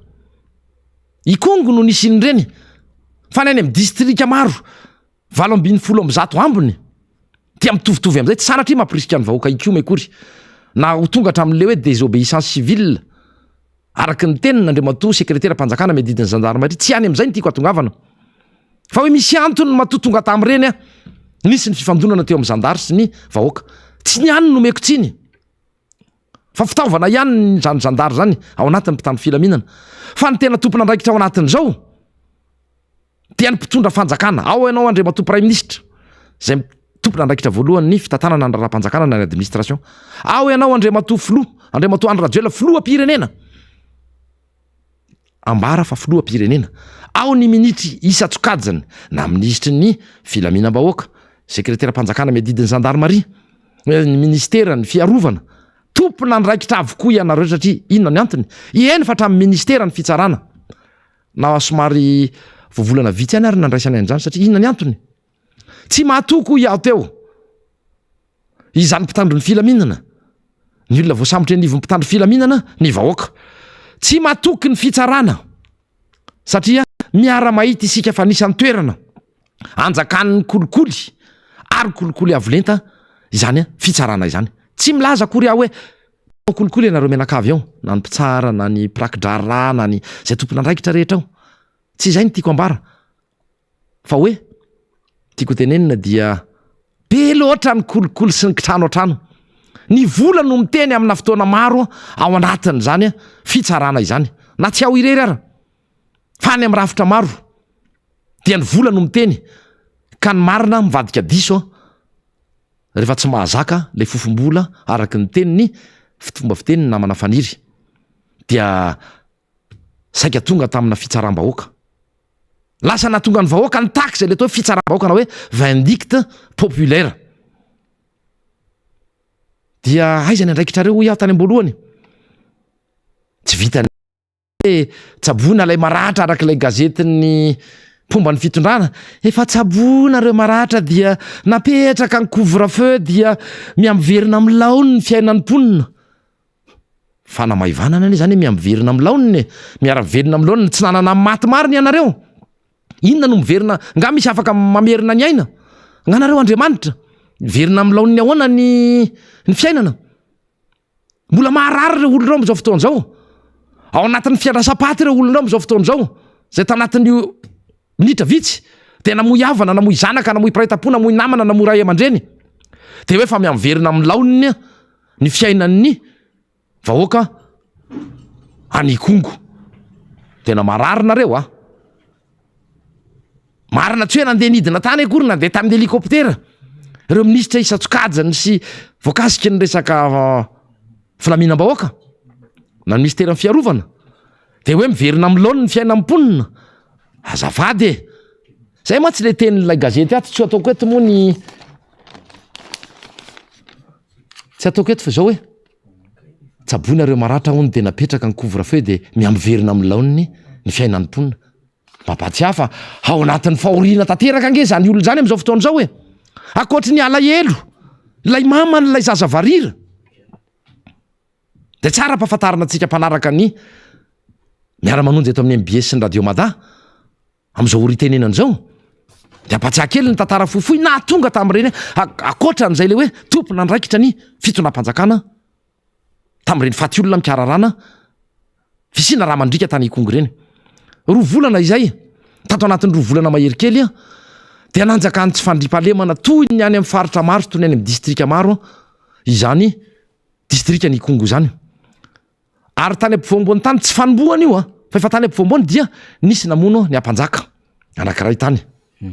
Roa volana lasa say namana faniry dia nyvonoina koa tamin'ny fomba feno abiana nefa teny hoe matoa ampanjaka de lolavina tapon'ny loha ray aman-dreny zany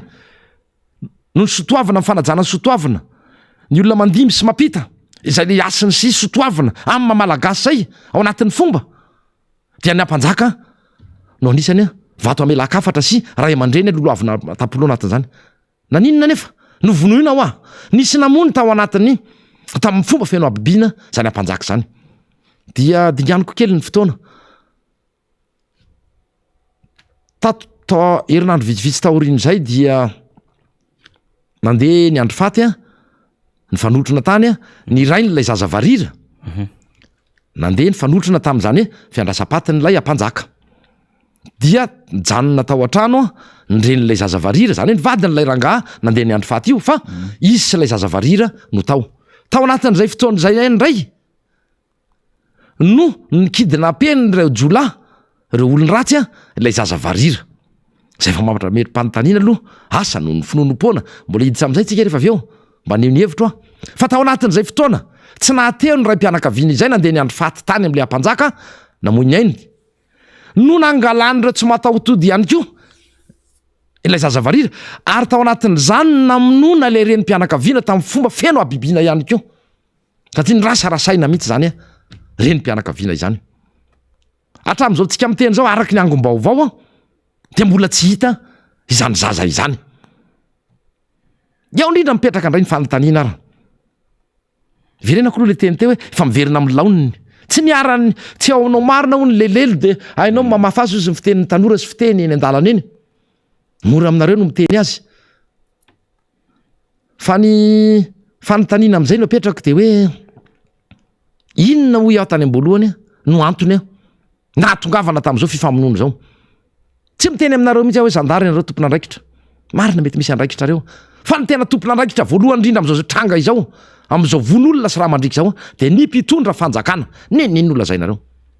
voaresaka teo ny resaka fitsarana tsy fatokisana ny olona hoe alao tao ny fitsaram-bahoaka fa ny vola no miteny ho iah teo ho an'ireo tsy mazaka fofom-bola na ny anivon'ny mpitamy filaminana de mivoaka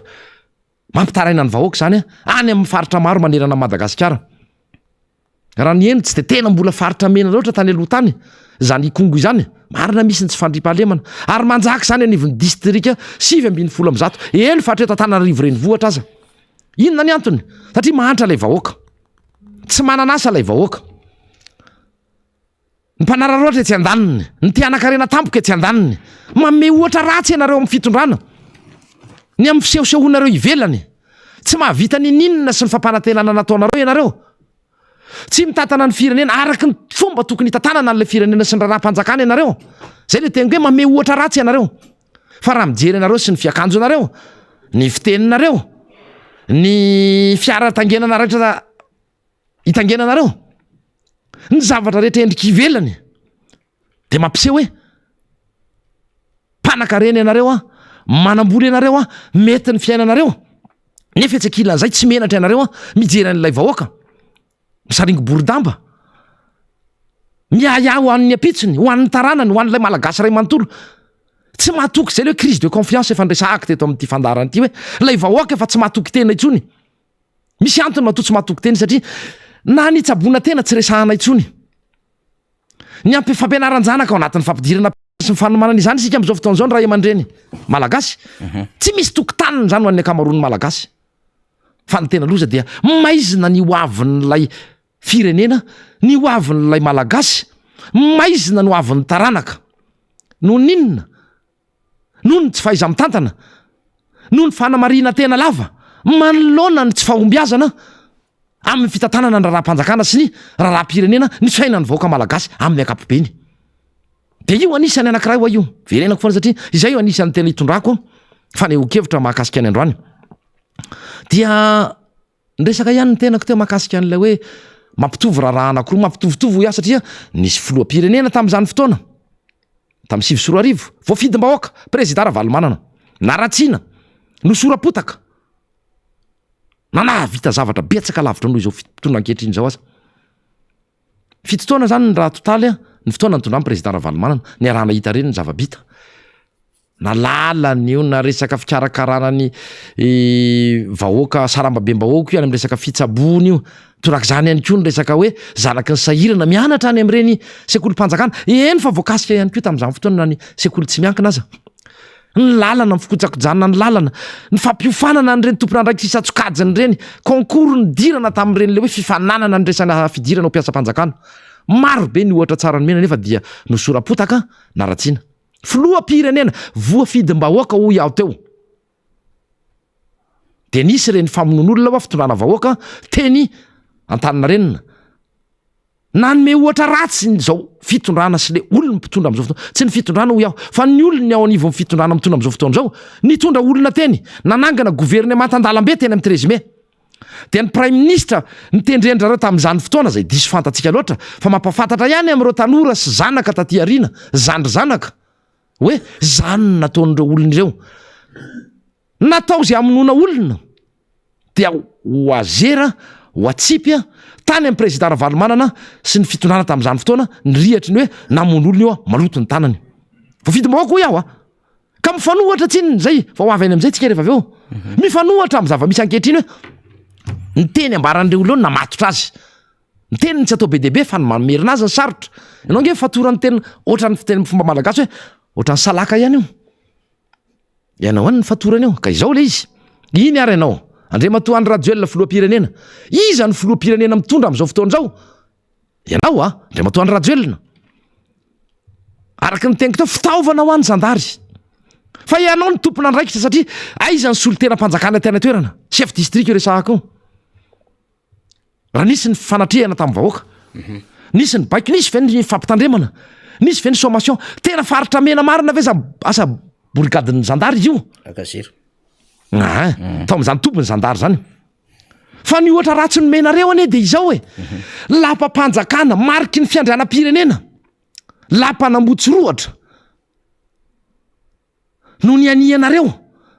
no saikio tafianareo zay fantatra efa tena ny tafiana misy ka satria nisy fanambarana teo amin'ny 13 mai omena tanàna na tananareo esanareo andriamato prime ministre io a lapa io fandao omena tsodrana nareo baiko iny mba aninia anania na le lapa zay loza tany fanjakan'andrenam-polomena zany hoe mangaro ny dapa zay nisy tenina finaritra hoe fa mety ampatsahiviny fanira rehefa avy eo izy le eloka 12 mahafaty eloka 12 mahafaty a zay tamin'ny andron'andrenam-polomena ray am'izay le mananika lapa ny toerana saripady indrindra nefa eto amin'ny firenena fa satria mariky ny fiandrianam-pirenena dia zany lapa misy ny filoham-pirenena toeram-piasany sy fonena ny filoham-pirenena ny fandimby teto amin'ity firenena ity ao moa zany lapany avoloha dia eo ny lapanambotsy roatra zay toeram-piasana araky ny fiteniko teo nefa mety toeram-ponenana ihany koa nisy tao a nisy filoha voafidim-bahoaka tao azadinoany zay fakalesona ne ny lasa e tsy fanadino ny lasa ary tsy ny fanamarina tena tamin'ny zavatra tsy nentina tao tsy fatanterahany fampanantenana am'izao fotoana zao zay efa tenina hoe mampiaiky volana ny vahoaka malagasy no mbola hoe eritreretanareo fa ahalany anareo hoe premier tour de vita hony amin'ny fifidianana manaraka ary mbola itiava vahoaka tsy misy tianareo tsony le vahoaka e zay ny zava-misy eto ninino no lazainareo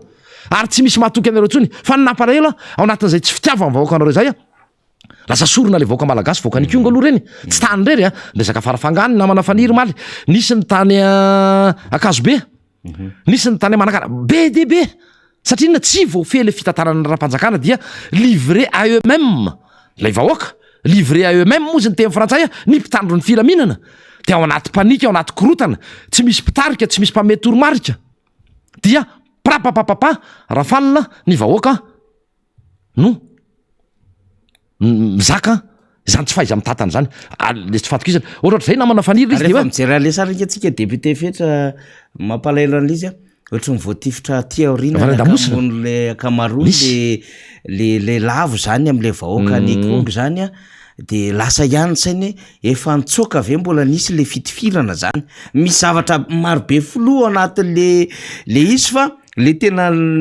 zava-misy zany a le endriky le iainana ankehitriny a de vokatra ilay a fambolena korotana 7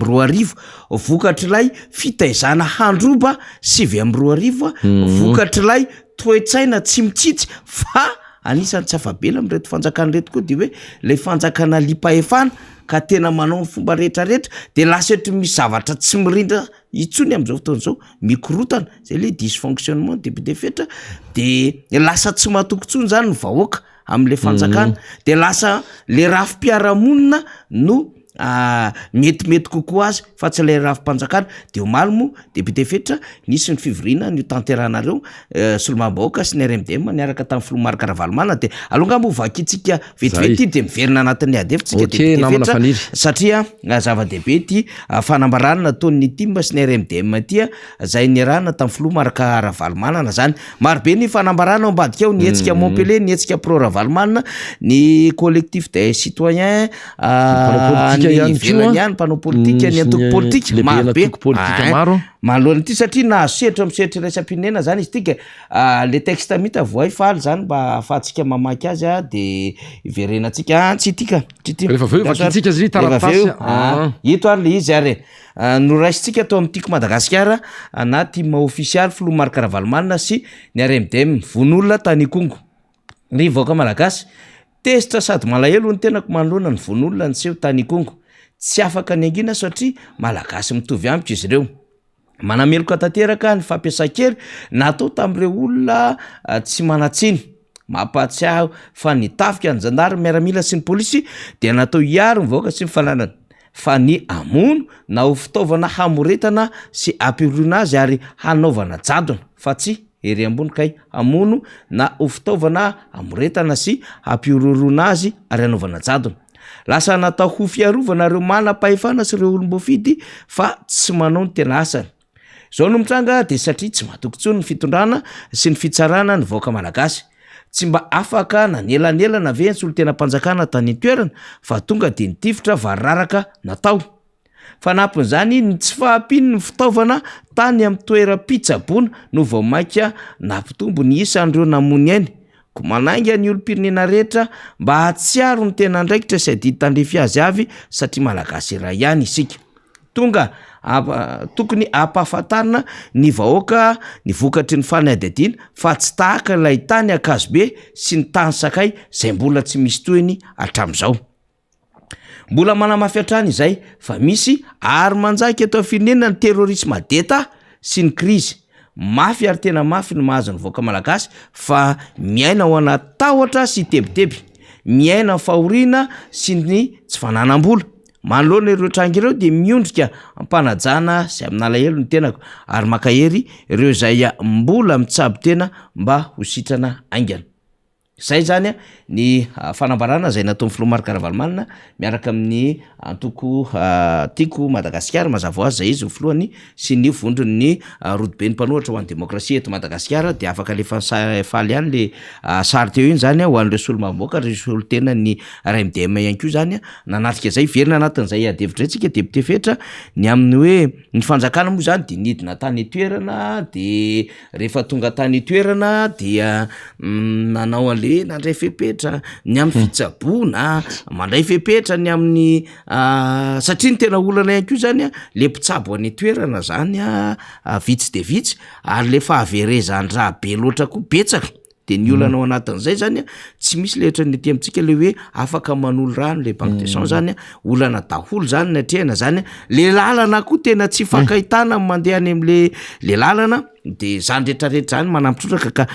izay zany no etsika ilazany hoe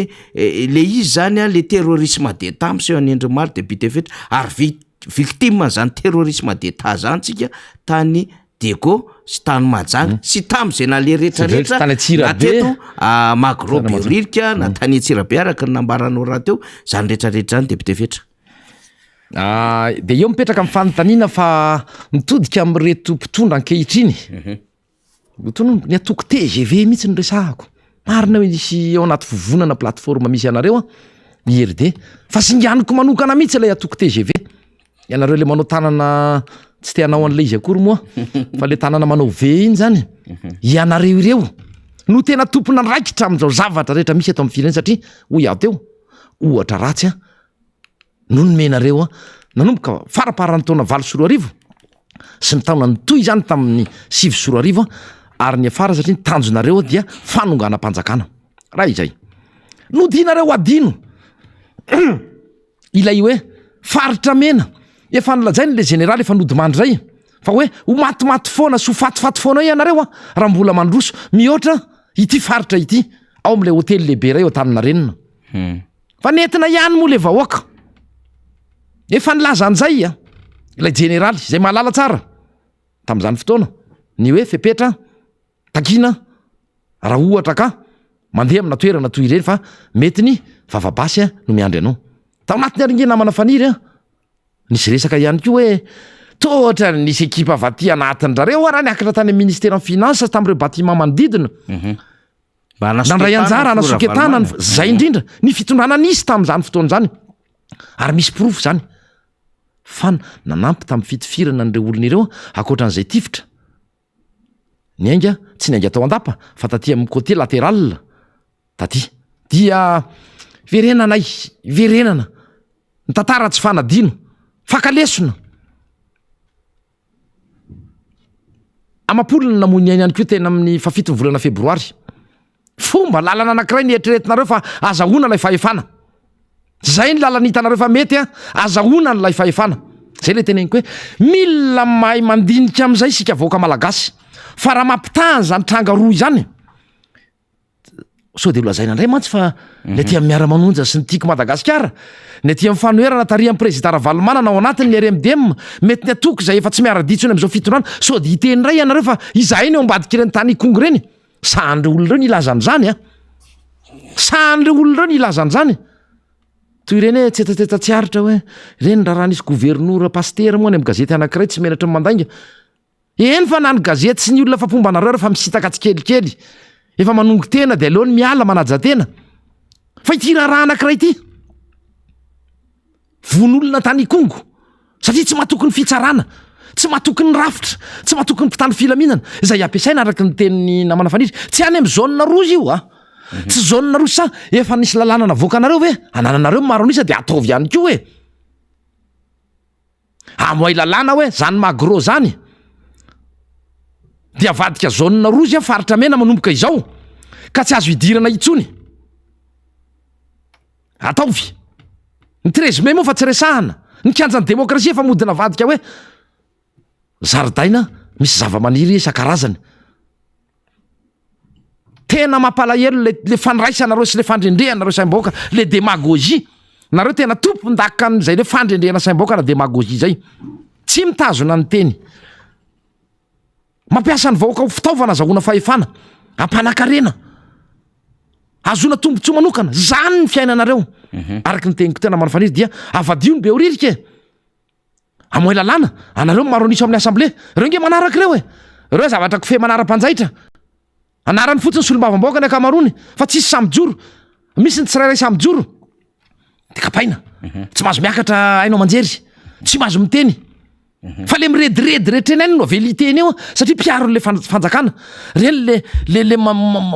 miaroaro le fanjakana na am'zavatra efa tsy azo arovana ary de mbola arovana reny mahazo miteny any foana mandoko ny fotsy mainty le défend l'indéfendable zay miaro ny tsy azo arovana fa ny hafa tena manitsy sa maneho hevitra manao hoe nampiaray vondrona ary izy paray plateforme ara paray atoko de hoe misy tsy mety kosa ato hoe so de mba tokony atao an'izao mimana anao fa tsy mahazo miteny itsony any amin'ny anao manjery ary zay ny zava-misy de zao zany mitodika am'ireo namana indrindrandrindra ianareo any maro anisa solom-bavambahoaka honorable isany ajaina tsy tokony avela andalo sy petrapetraka fotsiny tony rehefa tranga afaretra ny tranga reny ary tsijovantsika no avy mba tsy iverenana zao iaho dia mangataka aminareo maro anisa manana ny maro anisa amin'ny antemeram-pirena hiditra amina fanadiadiana na enquête parlementaire misy moa fombafomba atao amin'izany a fa raha misy izany dia vonona ny tenanay a andray anjara satria nytiako Madagasikara moa rehefa misy ny toy ireny dia manana solotena roa andefa soloteny izahay a ny amin'ny fanatanterahana izany commission d'enquête parlementaire zany hoe atraizany andraikitra inona ny tena nitranga marina izany tompona andraikitra atao anatin'izany zavatra rehetra zany firy marina ny maty a zavatra maro zany ny tokony ho fantatry ny vahoaka sy ny iraisam-pirenena indrindra ny tsy ny piaro ny zon'olombelona any fa ny malagasy mila mahafantatra ny marina mba tsy hiverina tsony ho iateo a ny toy ireny dia tompona andraikitra reo andray matofoloha zay foana ny naverimberina rehetra raha nolazaina rehefa tompona andraiky président Ravalomanana na tsy misy idirany ara fa nanany dapa ny olona nentinareo tamin'ity indray mitorak ty lapa ve ny saika ho tafian'ny olona tsia ekena mety faritra mena fa tompona zandary fa mampitatsy manamaivana akory ny hoe antitra ny tombony zandary sy ny lapa-panjakana araky ny tenike mariky ny fiandrianam-pirenena dia ny vahoaka no aleo itsara fa araky ny teniko tsy mametsina nareo mpitandro firenena izany na tsany nefa manana andraikitra ihany nareo na mivantana na ankolaka fa ny tena tompona andraikitra dia ny ministra ny prime ministre ary miafaratra any amin'ny filohan'ny repoblika tsy afa-miala ianareo reo tsy afa-miala ianareo ninninona olazainareo aroka zay lefa mafazana lainga ministre ny serasera atsahary lefa mafazana lainga fa aleo andena enquête parlementaire aleo mba andeha hatramin'ny farany aoka zay ny tsindritsindry aoka zay ny lainga fa tsy vita nefa sahirana le vahoaka dia mbola ampitahorana ao anatin'ny fahasahiranany inona le tenina manafanidritry ny teninay tatoato ok zay le terrorisme d'etat efa misy eto amin'ity firenena ity fa rehefa tsy tanteraka reo rehefa mpanantenana sy fampanotrona ny irairaina nanonganana raha nisany nanonganana sy fanaratsiana fa nosorapotaka ny président Ravalomanana sy mifitonana tamin'izany dia ampitahorina reo indray le vahoaka dia vonoina reo le vahoaka no vonoina reo le vahoaka tsy nitondra olona tany ny mpanohatra tsy nitondra olona tany ikongo ny mpanohatra fa tsy fahatokisana zay rafitra sy ny fitsarana ny mpitandro filaminana zay ny zavanisy ary miomana ianareo rehefa tsy vonona ifampiresaka tsy vonona anova fiatsika tsy vonona anova ny fomba fanao hita fa tsy mety a tsy vonona ifampiresaka am'ireo zay resaka entité na vondrona zay mety voakasika izany rehetra any fa miainga hatrany amin'ny resaka fifidianana io a miainga hatrany amin'ny resaka lalam-pifidianana io a anny sy ny fitoniana ary tsy adaly izahay tsy adaly reo tompona andraikitra mpitarika toko politika ny firaisamonim-pirenena ny vondrona iraisam-pirenena toy ny européanna ny amerikanna ny frantsay ny rehetra ny mpiara-miombonantoka araky ny teniko teo raha tsy hoe manery akory fa eo moa le resaka hoe fiandrianam-pirenena firenena miakin-doha amin'ny any ivelany ity fa fomba fiteny fotsiny le fiandrianam-pirenena hatramin'ny tsy mbola niakin-doha ohatran'izao a ny firenena malagasy tamin'ny tany ivelany na dia naratsiana ary ireo mpamatsy vola mpiara-miombonantoka mahazatra raha tsy tamin'ity fitonana le matoany radioelina ity nefa ne dia nanaovana vava mihitsy zany hoe tsy mila tsoina re mpamatsy vola zao mandadilady ohatry ny renindreny any mandadilady ka zay na manafaniry communication mafy mihitsy nahazo vola tany 240 ny amerikanina moa efa misy 200 mahery teo dollara anaovana an'le amatsina n'le any atsimo fanjaritsakafo sy ny rehetrarehetra dia nampiny 20 millions de dollara le izy a tena zany hoe miankina n'le fanjakana velonataka sisa raha vao tsy misy an'le ataka le mangataka de sahirana le fanjakana le vola anaty moa zany par rapport an'le recette budgétaire sy le dépense tsy hitanao makaiza l'izy fa ohatran'izao zany iny raharaha iny député fetra ity manko zany misy fanehoan-kevitra nataony namana anatenaina deraso de ohatran'izao ianao ny resaka am'le resaka 7 févroary tao de ohatran'izao mihitsiny zany lay lafin-javatra zany a mikasika an'iny tranga tany ikongo io satria le fanjakana manko tsy be moral hoe tandalana hony Madagasikara sisisy de ity le izy raha efa vonona manafaly de ohatrohatran'izao zany no fomba nanehoany natenaina derasoa zay anisan'ny namana mpiara-mitolona ny mahajanga moa zany dera ao anatin'le sy faneho-kevitry dera ity zany ary misy zavatra hosaintsainy ity satria rehefa mandinika le zava-misy tany ikongo tsika député fetra de lasa mieritreritra foana am'le 7 février am'le fanjakana amseho be moral zany mametraka tsara n'le périmètre radio sécurité am'le zone rouge sy ny sisa nefa misy voatifitra vana andambosina ho natao de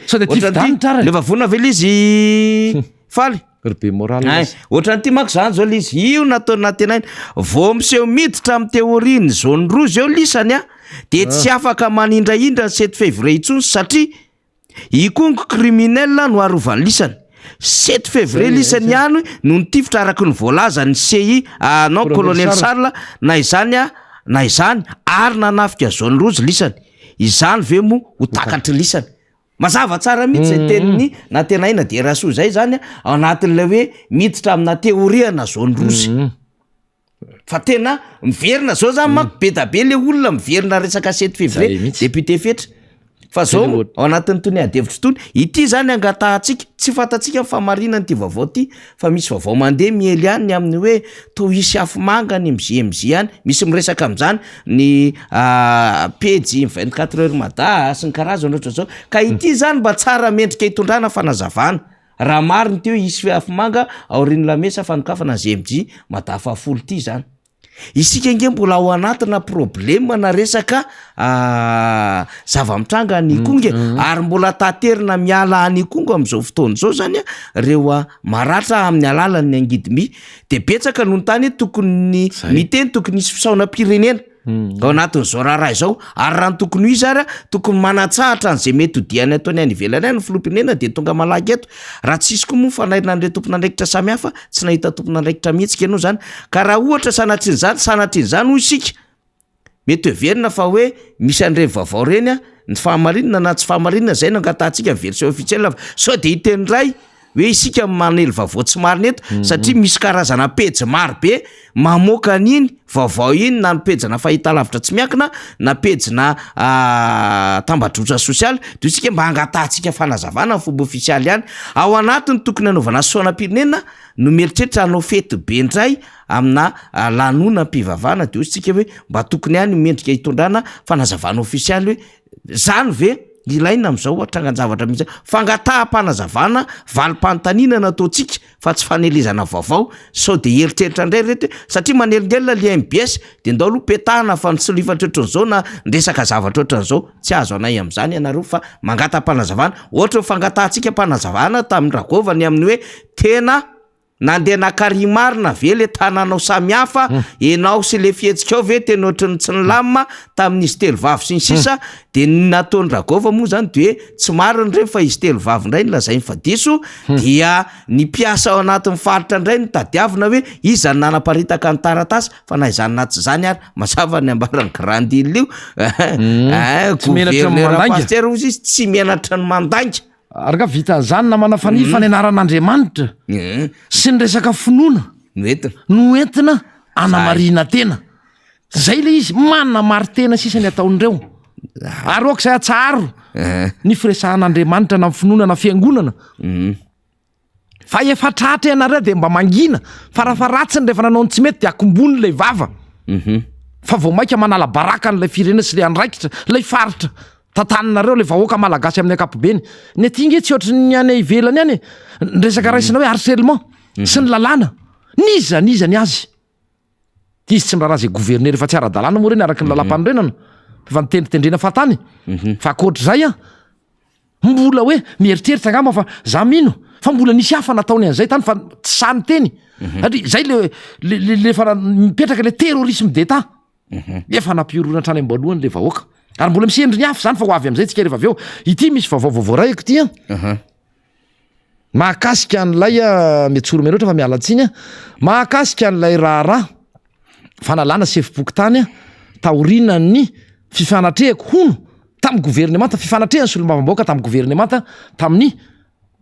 teny amin'ny CCI vato dia misy zany ny convocation izay omena ony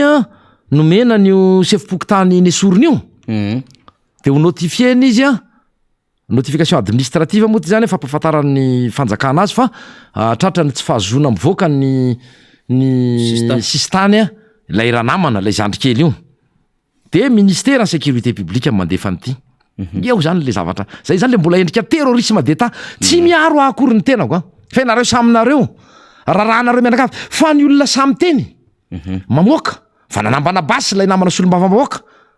dia nanambana antsy za mino ny fisiny zany zavatra satria diso fantatro loatra raha izany solombavam-bahoaka teny amboribory tany fahadimy zany ary tsy ny tenako irery fa ireo mpiaradia aminy reo mpiray atoko aminy a de ny aiky fa hoe fanao nylay raha namana zany fihetsika tena hoe tsy mendrika amin'ny mahasolombavam-bahoaka zany fa de zay moa azy iny fa ny mahagaga mampametra-panontaniana amin'ity zavatra ity de zao ny resaka nataondrareo mantsy satria tanàna lehibe zany anala mahity zany fantatry ny akamaroan'ny olona ao zao ny mahagaga eo indray zany le mbola mitovy amin'ity teneny ny la grande île ty ihany le hoe tsy menatry ny mandainga de mbola averiko eto androany satria mifandray foana ihany satria efa fitambaran-javatra maro ane fitambaran-javatra maro nisy fiteniko teto nisy nanao effet de mémoire izao zavatra mitrango satria mitambatra ny atsy a misy tsy mety atsy a misy tsy fatokisana lay rafitra ao a misy tsy fatokisana ny fitsarana ao misy tsy fatokisana mpitany filaminana ao fahatsapana fa tsy miaratsy ny fiainana miaratsy ny zavatra rehetra na ny fandripahalemana tsy misy ny fiariana potika ny resaka fitadiavana sy ny vola hitany aposy ny varo arapaka fa tena hoe efa tena mbola baraingy foana zany isan'andro enao resaka fitsaboana sy resaka fianarany ankizy sanatry mivava lasa ry amin'ny ilany zany lasa mbola secondaire fa hoana fotsiny aloha ny tsy ahafatinao zay sisany an'ilay malagasy de iny fa tonga indray ry zareo ministère sécurité publique terrorisme d'État io andriamato ministre nanao fanadiadina ve anao satria zao io araky ny angom-bavaozana ataoko araky ny teniko hoe fantatro tsara raha nala mahitsy tanàny zany anisan'ny mahalala mihoatra noho n'izy anizy ary be de be ny tompona ndraiky paritra komity paritra nanatona de zao ny zavatra resahana tao sy ny mponina eny amin'ny manodidina ianao ve député fetra no nampanalanyio olon'io raha aloha tsy nampanalanyio ary tsy nitaky ny fialana io fa ny président foko tany amin'ny akapobeny no ny resahako ianareo saminareo no fanendry tao fa ny eloka anenjehandrareo fa tsy nambarany no fantatra publiquement zany horetany horen-danitra satria fahadisoana io ke hono de nanao propagande ny président Ravalomanana io tamin'ny 2018 de misy saran'le zandrikely io manao kaskety Ravalomanana sa misy soratra hoe marika Ravalomanana kaskety sy ny t-shirt zay ny eloko io ka zao ry mpitondra avoy le lalàna fa firy tamin'ireo olon'ireo nanao propagande ny président Ravalomanana ireo solombavam-bahoaka rehetrarehetra ny akamarony ao eny fa ny manana andraikitra am'izao fitondrana misy ankehitriny zao de tao anivony ny atoko tiako Madagasikara ary solombavam-bahoaka teo aloha tamin'ny tiako Madagasikara tsy tamin'ny lasa teo fa ny tany alohan'izay nisy arany sénateur tiako Madagasikara de lasa solombavam-bahoaka nrotsaka tamin'ny anarany IRD fa eloka ve voararany lalàna ny fanoanana amin'ny président Marc Ravalomanana na tamin'ny fifidianana inona na fifidianana inona mba valianareo zay de mahagaga andriamato ministry ny filaminana anatiny fa ianao zao no antetiny ty zavatra mipetraka ty fiatsona mba inotifiena ny leranamana zany ampahafantarina aminy izay le hoe interdiction na sortie en territoire izay moa voasoratra ato fa inona ny fanadiadina nataonareo tsy hoe miaro azy akory fa ny olona averiko ity terrorisme d'État ihany izay samy manohatra na ny solombavam-bahoaka anareo lany tamin'ny anaranareo na ny tompona andraiky mpanjakana na ny tompona andraiky tranivony atokana ka samy joro hoe nisy tsy nety tato na samy anareo de miainga avany ny fampitahorana io zany IST moa io tsy fafahana mivoaka ny sisy tany fa inona ny fanadiadina nataon'ny tonivo ministère anao andriamato ministra ary za samy laza aminareo eto mbola averiko indray mandeha fa io lay flo ny fokotany anala mahitsy tanàna am'izao fotoana zao no nangatahako sy nitakiky tamin'andriamato solombavam-bahoaka voafidy tamin'ny anaran'ny TGV teny amboribory tany fahadimy nany sorana azy fa io no naka vola tany amin'ny rahalahako 600 000 ariary mbola averiko io niaraka tamin'ny sekretera de zao no navoaka n'io ranamana io navoaka n'io ranamana io ny taratasy misy sary hoe ity nanao propagande ny président Ravalomanana tamin'ny 2018 de io no natao book émissaire zay fotsiny mihitsy lasa eloka le de ity fa zany hoe tsy vitako moa zany namoaka an'ity tetsy amin'ny écran tetsy efa somary tara vao tonga fa zay le teneniko hoe kitrano an-trano tsy menatry ny mandainga mamadidresaka asainareo miteniteny foana hatramin'ny prefet Antananarivo mialatsiny mon général fa ianao de nilaza fa izany nangataka n'lay ny anesorana ny olo tsy nangataka ny fanesorana an'io za ho iaho nareo saminareo ny tao fa raha ny filoalefitra dia nitakiko ny fanalana azy inona ny loza ry mpiaino mbola namendrareo promotion ilay filoalefitra ny fokotany lasa filoam-pokotany io ny tena rangory fototsy ny afo amin'ny fanodikodinana sy ny fampahorim-bahoaka ao am'izany fokotany lala mahitsy tanany zany de ataovy eo ihany ataovy eo ihany io fa isaky ny ohatrany tiako mihitsy tena ataony la gazette de la grande île rehefa misy olona mandreraka azy ny fijeriny azy de miala hony a miala am'izay zay anty moa tsy teneniko fa miala am'izay fa tsy ho amelako ho teneniko eto foana io arany amin'ny aino am'jery rehetra ho avokako ny mahakasika an'io rehefa tsy asoronareo a io président am-pokotany io ary tsy rosonareo ny fifidianana président fokotany ary nitakinay zany raha tany am seni zay tsetsatetsa tsy aritra nitakinay zay ny hoe tokony roso ary tsy tokony ao anatin'ny agent électoral itsony ny filoam-pokotany tsy tokony ho agent électoral ary tsy tokony hitarika zany CLRE na lay komity eny fotony amresaka fanisana ny mpifidy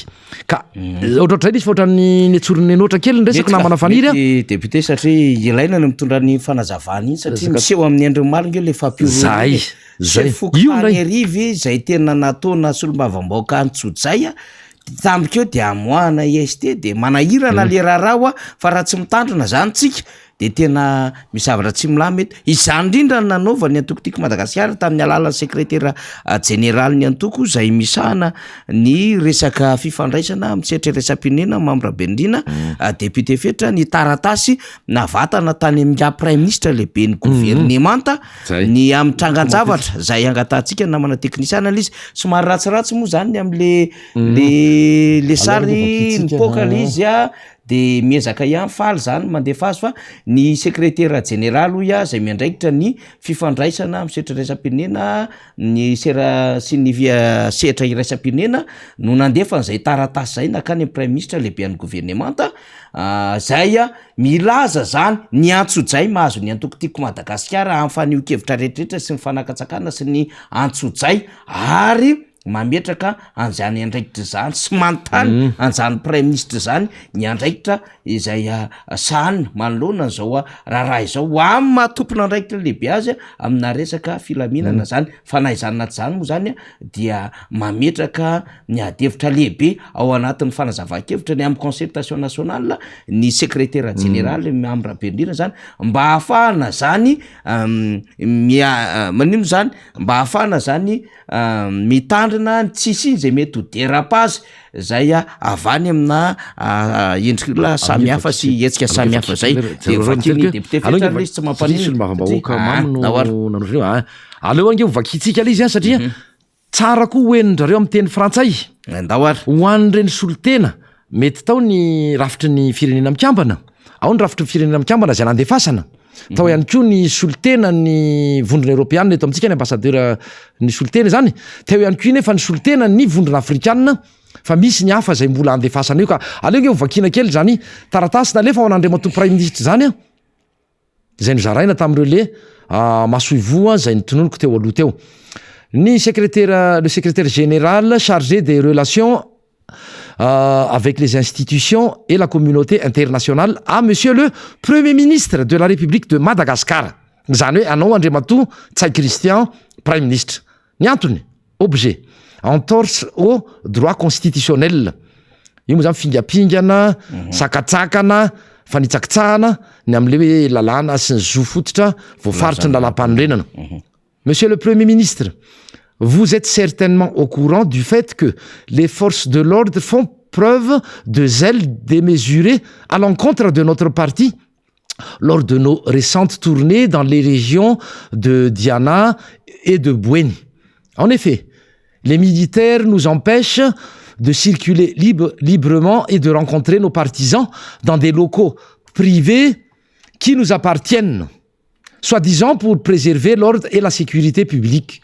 Cette façon d'agir discriminatoire nous prive de nos droits de liberté, de circulation, d'expression garantis par la Constitution, ne fait pas honneur au pays et discrédite Madagascar aux yeux de nos partenaires internationaux.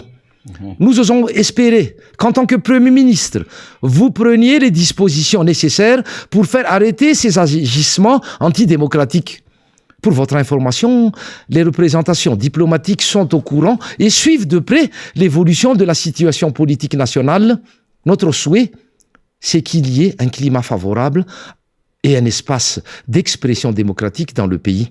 Nous sommes disposés à contribuer à cet effort en participant à une concertation nationale pour éviter tout dérapage de part et d'autre. Nous vous remercions de l'attention que vous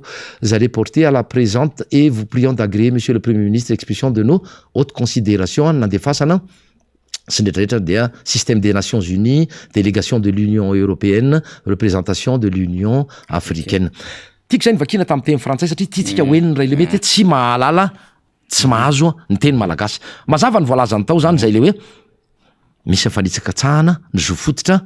zay voafaritra ny lalam-panondrenana zay ray. Ny faharoa ihany koa dia voaresaka tao ny resaka concertation nationale. Veriko etany ny tenitsika namana faniry manao hoe varavarambe sokafan'ireo atao hoe maro anisa am'izao fotoana zao, ao ny atoko politika ty amin'ny fanoherana sy ny fikambanana maro, ny firaisamonim-pirenena sy ny soskevitra efa narosiny ireo mpiara-miambonatoka amintsika ny hoe irosona ny concertation nationale. Fa anisany ho vahaolana daholo izay ny fandraisana anjara sy ny fifampidiniana ialana amin'ny zavatra trantranga ny ray ao anatin'izany reny tany kongo reny. Misy ny tokony ahitsy eto, misy ny tokony harenina, misy ny lesoko. Dia zay sy zay namana faniry no faneho-kevitra zay netretiko entana ty satria misy moa ny adidy misy ny adidy zay mbola hovonjena satria maro amintsika malagasy ny am'izao fotoana itenena zao koatra ny tany kongo any ao anatin'ny fahoriana, ao anatin'ny tsy fahasalamana, ao anatin'ny fahasahiranana lalina sy ny ady mafy. De mampahery atsika rehetrarehetra ary tanana manokana ho annay namana eny am-pefoloha, ho an'ny fianakavian'ilay namana, mariny hamonjy andrareo ihany ny tenanay. Ary anisany ihany koa mpiara-mitolona, anisany mpanohatra an'izao fitondrana izao. Tsy voatery ao anatin'ny tiako Madagasikara zany olona izany nefa dia andaosany fahafatesana zay mony lahatra zay nanjara de mampahery atsika rehetra ihany koa anatin'izay ianareo zay dona-pahoriana mampahery anareo, mampitraka anareo izahay eto amin'ny fandarana miara-manonja dia miombona elo aminareo ary mampirisika atsika rehetra ny joro ny osa na inona fahoriana na inona fahasairanana, ny joro ny tsinjo no avitsika, ny tsinjo ny taranakitsika, tsinjo ny firenetsika ary sa hijorotsika ao anatin'izany hoe fitakina satria manana akoatry ny adidy sy andraikitra manana ny zotsika ny am'izay le hoe fifidianana moa ny resahana ty tokony andeha hifiditsika, tokony ahisafidy isika ary tokony sa hijorotsika ilaza ho iaho ndavatra tsy mety ka dia ao anatin'izay no anaovako ny ametrahako ny veloma mandra-piresaka mandra-pitafa misaotra ny namana faniry ny tenako misaotra ny teknisianina tao ambadika dia mino fa ho avy tsy eleo zokomonta alleloia hitondra ihany koa fa makafakana mety manodidina an'izany aktualité sy ny vaovao mafana eto amin'ny firenena dia makasitraka namana faniry makasitraka anareo mpiaino naharitra ny eny ny tenanay ka dia mbola misaraka amin'ny MBS 95.4 sy ny Radio Mada 100.8 fa mbola mitoy ny fandarana sy ny famakafafana dia mirary soa atsika rehetra mametraka amin'ny mandram-piona amin'ny fotoana manaraka andray tompoko. Metsika lala ny député fetra satria mbola hanao ny adidy amin'ny olo-pirenena azy eo anatrehany ny vona mahazo ny namana araka ny nambarany teo zay de mbola hiatrika fivoriana maro samihafa ihany koa zava-dehibe ny faneho-kevitra zay nentiny tamintsika teo zany atao anatin'iny fandarana iny fa de eto aloha zany nametrahantsika fanontaniana hoa iny afomanga ny vakina karatra iny de mila valo mazava iny hoe ilaina ve ny afomanga manko de midika fifaliana satria mandeha be izy miparitaka ao anaty tambajotra sosialy ao misy milaza fa hoe any fitora riva no anatanterahana zany avakina karatra de ametrahantsika fanontaniana manoloana mivona mitranga ary miresaka an'izany ny zava-misy misetra resa-pirenena manoloana mivona mitranga hoy any Atsirabe any Ikongo ary mbola misy ny fitaterana ireo malagasy maratra am'izao fotoana zao dia fotoana ve zao handefasana afomanga ao anatin'izany fionambe ny tanora kristianina katolika izany apetratsika izay fanontaniana zay ny amin'ny famarinana zay adevitra zay satria miparitaka izy ao anatin'ny tambajotra sosialy eo fa iray ao anatin'ny adevitra zay fa eto aloha zany de anaovako kokoa kely satria eny antsefatsefa ny lalana eny de misy ihany fangatahana kokoa zany ho an'ny dadatolaza sy tontolondy de sarobidy eny Andramomena de kokoa ho anareo manaraka ny fandarina miara-manonja de bebe antiavina ihany koa any apitatafika any de anaovana kokoa zany zay mpanaraka atsika zany de tsara ihany nitondrana zay kokoa ho atsika rehetra izay aorianany tontomota zay araka amitsika rehefa aveo de misy tanora eny Atsimondrano Ravo no raisindrina Rabe Mananjara rehefa aveo zany ao anatin'izay adevitra rehetrarehetra zay ataontsika izay ihany koa no andefasantsika an'ity sary ty raha ohatra ka voaraintsika tsara le satria te hitondra lafin-javatra tsika ny amin'ny hoe hatramina vatsy tsinjo ane ny resaka menaka vary sisy varotana vidy morako ao amin'le JMJ zany nefa ny mivarotra sasany tena sahirana tena tsy azontsika tsony ty raharaha ty raharam-panjakana ve le JMJ tsy maintsy hidiran'ny fanjakana satria ministera varotra mihitsy miditsatsehatra anatin'izay fi inona tsy maintsy saviliana efa mba nabe adevitra tontomota ny resaka kit orange ny JMJ de tony koa hatramina resaka fivarotana vatsy tsinjo siramamy na maki any amin'ny JMJ any de tena varintsika fa inona ary ty fa maninona ny lokona amina endriny zao nge le manahirany aleo andeha organisation amin'ny organisation mpinoana le izy raha nanao zao le STKFJK tsy nisy hoe ndeha asina afomanga ndeha asina le lapadera manokana am'le lalana ndeha amboarina ny lalana ndeha hivarotana menaka vary sisisa raha nanao koa ny Luterana marina fa menareo 420 millions d'ariary lay afaka tailem mafody be fa mahavarina mihitsy inona mihitsy ny zavatra tena mahatonga le fanjakana miditra lalina tanteraka ao anatin'le JMJ any Tsirabe de mbola apetrapitsika fanontaniana izy no afaka mamaly ny fisiny zany afomanga apoka ao Tsirabe zany nefa tsy lavitra any amin'ny lalam-pirenena fahafito iny misy zavatra mitranga zay nitondrany rehetra fanameloana ny zava-misy ao ikonga am'izao fotoana zao fahafatesan'olona amina 20 anoany ary mbola tanterina amin'ny angidy be makany fanadina reo maratra tontomota na izany na tsy zany ho avy eo tontomota misy vao anankiray aloha zany ty satria nresantsika teto izy ty misy marary manko namantsika nosy Belleville any samy mahazo vaovao am'izay tsika tontomota ny Doni zany any amin'ny hôpitaly ny mpanakano Tansimena de nanao fanentanana ny amin'ny hoe ndao hijorotsika ny fanampiana ny Tansimena no ny Doni de miazakazaka zany mitondra zay fanampiana zay reo mpanakanto reo tsara sitrapo zany manampy ny Doni de io zao Tansimena hitatsika tsara nanao an'izay fanampiana ary nambaran'izay ny amin'ny hoe zay tokony ho atao ao anatin'izay hoe mpanakanto lehibe zany ny Doni sady anisan'ny malagasy mamanina maizy azy any teo amin'ny setry ny tolona natao fa ty teny nataon'ny Tansimena ty ambany ty zany tena zava-dehibe hoe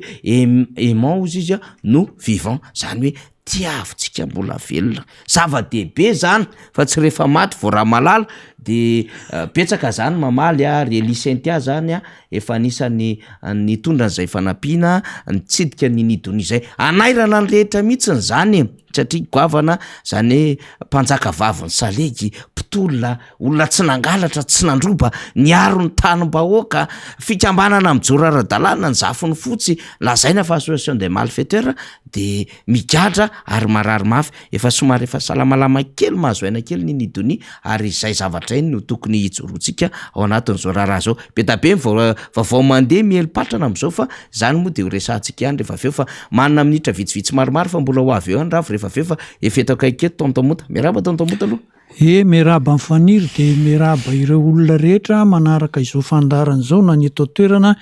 na ny any ampitan-dranomasina mena miaraba ireo mpanotsy lazay na ao ambadika ao karakara izao fandarana zao dia eto dia miombona mifaniry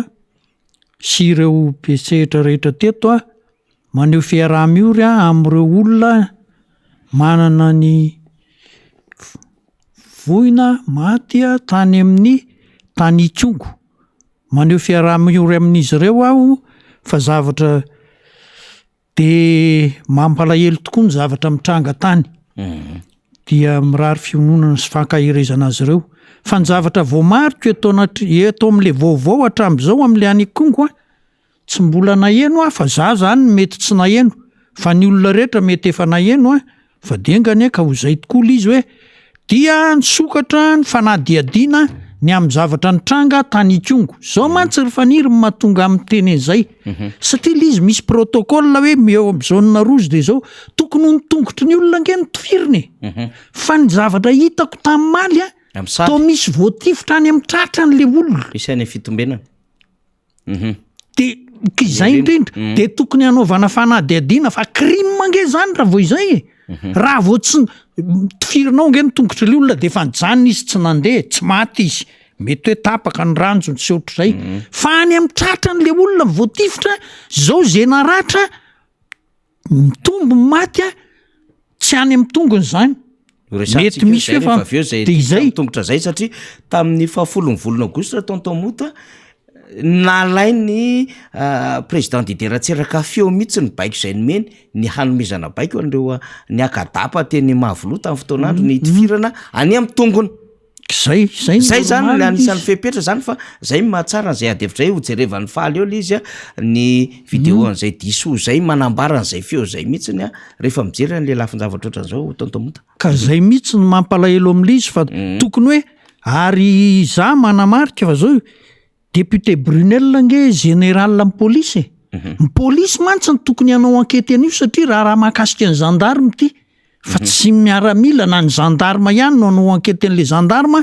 de mba aleo 8 eo ny marina de 8 eo hoe izy ny tompona andraikitra nampitifitra teny ve izy hoe tifiro ny tongony sa hoe de rarafo any fotsiny de zay de engany mba hazava tsara l'izy fa tsy vita an'le miteny hoe de efa milamina ny raharaha tsy azoko ny dikan'le hoe efa milamina ny raharaha zay le zavatra mba tiako resahana tamin'iny fa miverina eto amin'le fahalasana ny Gorbatchev zay indrindra tontomota vavolombelony zava-misy anko anao mivezivezina nerana izao tontolo zao inona ny mba azonao resahana aloha satria hiverina any amin'le resaka ikongotsika rehefa aveo hiverina amin'ny raharaha-pirenena afitsika rehefa aveo fa ataotsika tsy azo lalovana zay satria isika eto amin'ny fantarantsika koa mitondra adevitra ny amin'ny fizaram-baovao sy fametrahana foto-kevitra politika mazava ary fijoroana ara-kevitra fa tsy resaka hoe fanatisme akoriny na resaka esprit na olona partisan mandehandeha ihany fotsiny fa zavatra maro ny tiantsika ho zaraina de zay ny antony mahatonga antsika mizara tantara tontomota ny zavatra nivakiko tamin'izany fotoanandro zany mahakasika ny Gorbatchev ry faniry ty tsy de misy resaka mihitsy ty fa mety hoe vitsy namaky an'izany moa fa mety hoe tsy important izy tamin'izany fotoana niona ny délégationna frantsay sy rusiana tamin'ny fitsidihana ara-pomba ofisialy ny filoha frantsay tany amin'ny firaisana sovietika de rehefa misy ohatr'ireny moa de misy fionana de misy délégation eto amin'ny ilany de misy etsy amin'ny ilany de andaniny sy ny akilany olona eo amin'ny 7 ao no andaniny sy ny akilany président moa zany eo ampovoany de président mifanatrika fasy de misy de nisy fanontaniana nataon'ny frantsay tamin'izany hoe fa manahoana nefa zao ny vokatra reo amin'ny fifidianana apetraka amin'le délégationna rusiana moa zany apetraka amin'ny président Gorbatchev mipetraka ary amin'ny 4e position no ny teny hoe tena kitotobe ny résultat tena important be zay zavatra zay nitranga Paris match ny namakiko an'izay Gorbatchev ary amin'ny 4e position namaly hoe tena kitotobe ny résultat ny fambolena teto Russie jery daholo ny olona rehetrarehetra zay mihitsy nysoratan'le Paris match niarany jery nitodika amin'ny Gorbatchev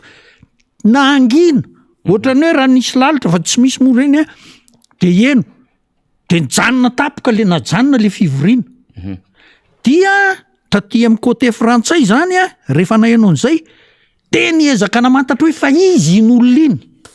de mifampizara amin'ny service parallèle américain Allemagne japonais sy ny etsetra hoe izy in'olona iny de teo nahitana ny Gorbatchev hoe ty ka Gorbatchev tsy nandainga fa le résultat raha mahatsikaritsika ny résultat économique ny agriculture ny élevage sy ny sisa amin'ny firenena sosialista fatratra be daholy. Zay foana no avoakany, zay foana le izy, ary zay no nahatonga an'le fahitin'le État URSS zavatra tsy marina fa amboamboarina ny résultat de hoe tena fatratra be. Gorbatchev ary amin'ny fihaonana délégation rototariny namoaka hoe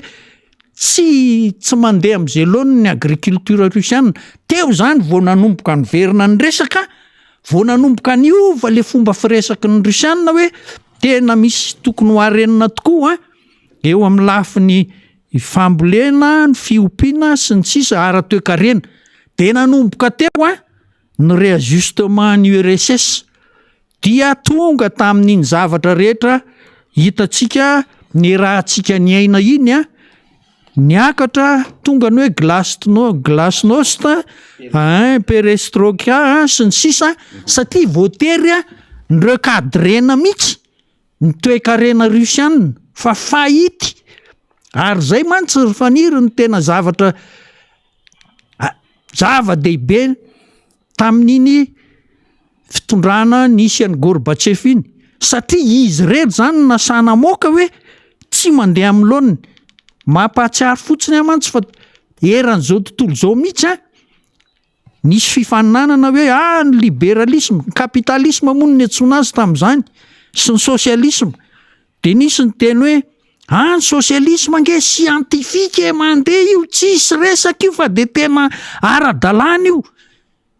tena ohatran'izay. Ary de miala tsiny manonona anarana fa isan'ny hoe nanao an'izany fitenenan'izany ny Pasteur Andriamanjato. Pasteur Andriamanjato zay mera teto Antananarivo député teto ary anisan'ny olona malagasy tena nanam-pahaizana tokoa, ary dia tsara fifandraisana izy amin'ireo rusianina ireo. Fa rehefa mivoaka reny hoe fahitin'ny toe-karena URSS reny ohatrany nangingina daholo ny olona rehetra hoe fa ahoana inona ny zavatra tena mitranga fa ngatsy tsy ohatrany hoe scientifique sy ny etsetretsetry taty amin'ny firenena malagasy. Nanao an'izany hoe révolution socialiste zany tsika,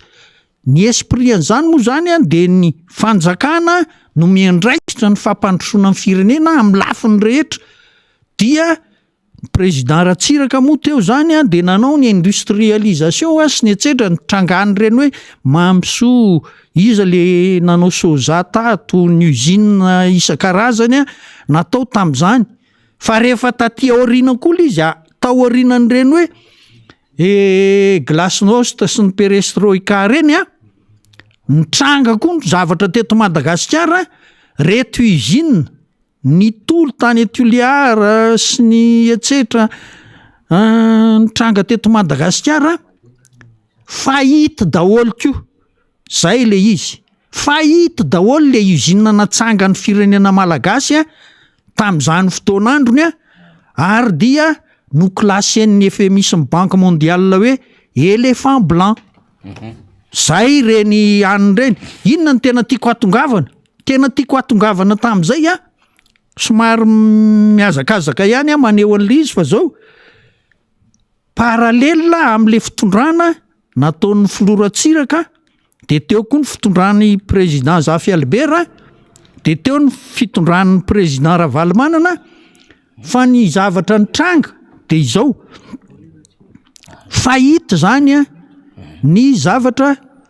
nataon'ny fanjakana révolutionnaire tsisy nandeha, satria maninona tsy le tompon'ny usine no manangana an'le usine fa ny fanjakana. De manendry olona izy de ny zavatra tian'le olona atao le tendrena mitovy amin'izao zavatra kehitriny zao, mahasosoa an'le mpanendry azy no ilainy no ataony fa tsy zay mahasosoa an'le usine natsangana. De tsy nandeha amin'izay laoniny. Tonga ny président Zafy Albert ary teo anilany ny Pasteur Andriamanjato niezaka nandray an-tanana ny firenena koa ary de nikarakarany sosialy de nisy ny fananganana ny flamy koa. Nanao ny zavatra ataonyty fitondrany ty ankehitriny ty, ohatran'ny hoe ministère ny commerce de misana ny importation sy ny anina ilain'ny vahoaka sy ny etsetra de zay fa dia rehefa ny fehezina l izy tsy navelona ny banky mondial sy ny FMI hoe indram-bola zay moa zany le hoe financement parallèle tsy mirindra sy anina ohatr' zany de nasain'ny FMI sy ny banky mondial najanona koa zay de ny filamiko tsy nahazo nananina n'le izy tsony de tsy vita satria tsy nisy programme hoe industrialisation teo amin'ny président Zafy sy ry pasteur Andriamanjato tamin'izany fotoana nieritreritra nisy fa noho ny antony maro samihafa tsy tonga tany amin'izay tonga président Ravalomanana ty amin'ny 2002 ny fahafantarako azy président Ravalomanana olona efa nanana ny tiako izy anazy ty izy mikely aina mikokotra tena hoe mikokotra zay ny teny azo amezana an'lizy izy no nikokotra nanatsara sy nampandroso anio orinasa tiako io de nandela izy tena nandela izy ary fantatra be le produit rahantsika mahita zany de nilatsaka hofidiana président izy de lany izy dinona ny nataony na metraka tsara ny sehatra ahafahany mpandrara miatsehatra manao mampandroso manangana orinasa sy mampandroso izany hoe libéralisme économique ary zay moko no nahatonga ny hoe ny MFM tena anisany nanao hoe zay mila Ravalomanana be de be eto amin'ny firenena fa zay no lalana hampandrosoana amin'ny firenena ny tiako mahatonga amin'ny teneny zany mantsy manao an'le fampitahana tany alohan'ny Gorbatchev fanjakana no manao an'izao rehetrarehetra zao tany Russie mihitsy no efa tsy marina le zavatra nitranga de mbiasany taty malagasy indray ny fanjakana révolutionnaire tsy de marimarina koa namboly mangazo tany efanambana zany ny resaka mivoaka sy ny tsy nisy an'izany akory éléphant blanc d'ol le usine natsangana fahitiny eta malagasy nataony dévaluation niditra tamin'ny anina de ohatr'izay ka ny zavatra tiako atongavana de zao raha vo zavatra tsy marina mihitsy no ametrahanao ny fitondranao de tsy maintsy mikrisy makany amin'ny kitoto inona moa mahatonga an'izany mahatonga iresaka an'izany ty hoe état de non droit ty za aloha tena mialatsinitra faniry fa zange mahita hoe kekeriny ambokely tiany ihany ny frantsay amin'le resaka tany loatra mangoro satria maninona nandefa olona teto ny frantsay hijery momba ny ministera ny fitsarana dokafa n'le ministra de anao de tena hitanay mihitsy hitanay mihitsy ny ezaka ataonao tapabolana après le ministra voaterina metra-pialana no ny kolikoly zay no anaovako anao hoe nikakeriny ambokely tiny olona dokafanao de enao ve tsy manana ny service parallèle lao hoe zao no ataon'io ministra io na zao fa de zao tonga de mandokadoka nandeha verina indray anao fanondroany nandefa délégation tokony hoe hijery tsara ny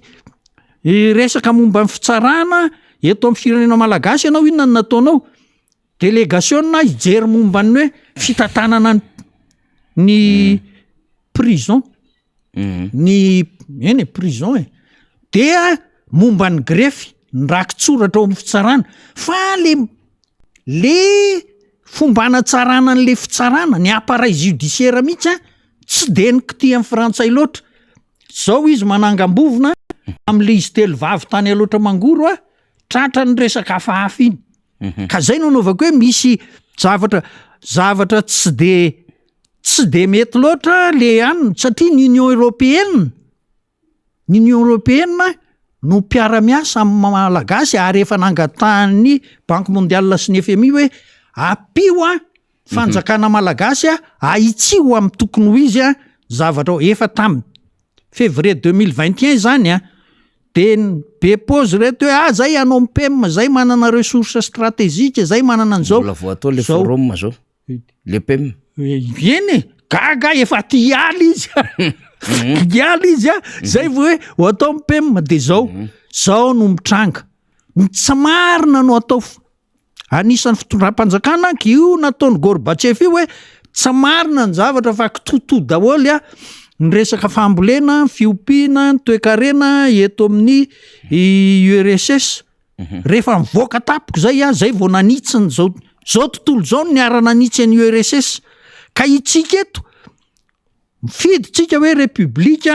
Madagasikara. Avy eo tsika manao budget lasa misy hoe fonds souverain. Ory faniry. Mampimengy zany. Fonds souverain zany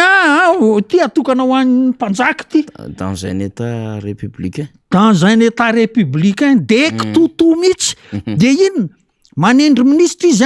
zay mahasoso azy no ataon'ny ministra. Tsy misy ministra nge hoe inona mahasoso zavatra ny ainako zany ny resaka environnement. Miteny amin'ny ministèran'ny environnement hoe misy zavatra zao no mitranga any avaratra any satria any misy aire protégé maromaro. Teny hoe zao no mitranga tokony ho ahitsy tenenareo ny tompona andraikitrareo amin'ny resaka amin'ireny hoe ala voajanahary sy ny any reny hatramitsika amin'ny resaka androany faniry tsy nisy asa natao tany. Tsy nisy asa natao tany fa de navela anjakan'ny olona idiran'ny olona ny alan-javaboary zay arovana ary ireo mpiatsetra amin'izany rehetrarehetra zany de mahafantatra hoe tena mandeha any amin'ny fahaverezana ho potika daoly na ny any amin'ny zahamena moa efa tsy lazaina intsony sy ny ohatran'izay. Ka zay inona ny zavatra nitranga tany nahatonga an'ity kongo ty ange le izy ange ry faniry de ohatr' zao hoe misy événement mitranga maromaro, misy toe-draharaha mitranga maromaro, fitambarany reny moa zany mitambatambatra de lasa hoe phénomène mihitsy. Ka inona moa ty izy teo? Ty zavatra amin'ny tany tsy fanaran-dalàna ty de efa maromaro efa hatramin'ny 2019 vao nanomboka de nomena ny gouverneur de efa fandika an-dalàna lalam-panorenana mihitsy. De amin'ny ministra ny aferan'ny écran plat, ny aferan'ny SMMC reny événement be de be fa mitambatambatra de efa hitan'ny olona fa tsy mandeha arak'izay izy tsony ny fitantanana ny raha-pitsarany eto Madagasikara. De mitambatra zany misy olona tokony ho tsaraina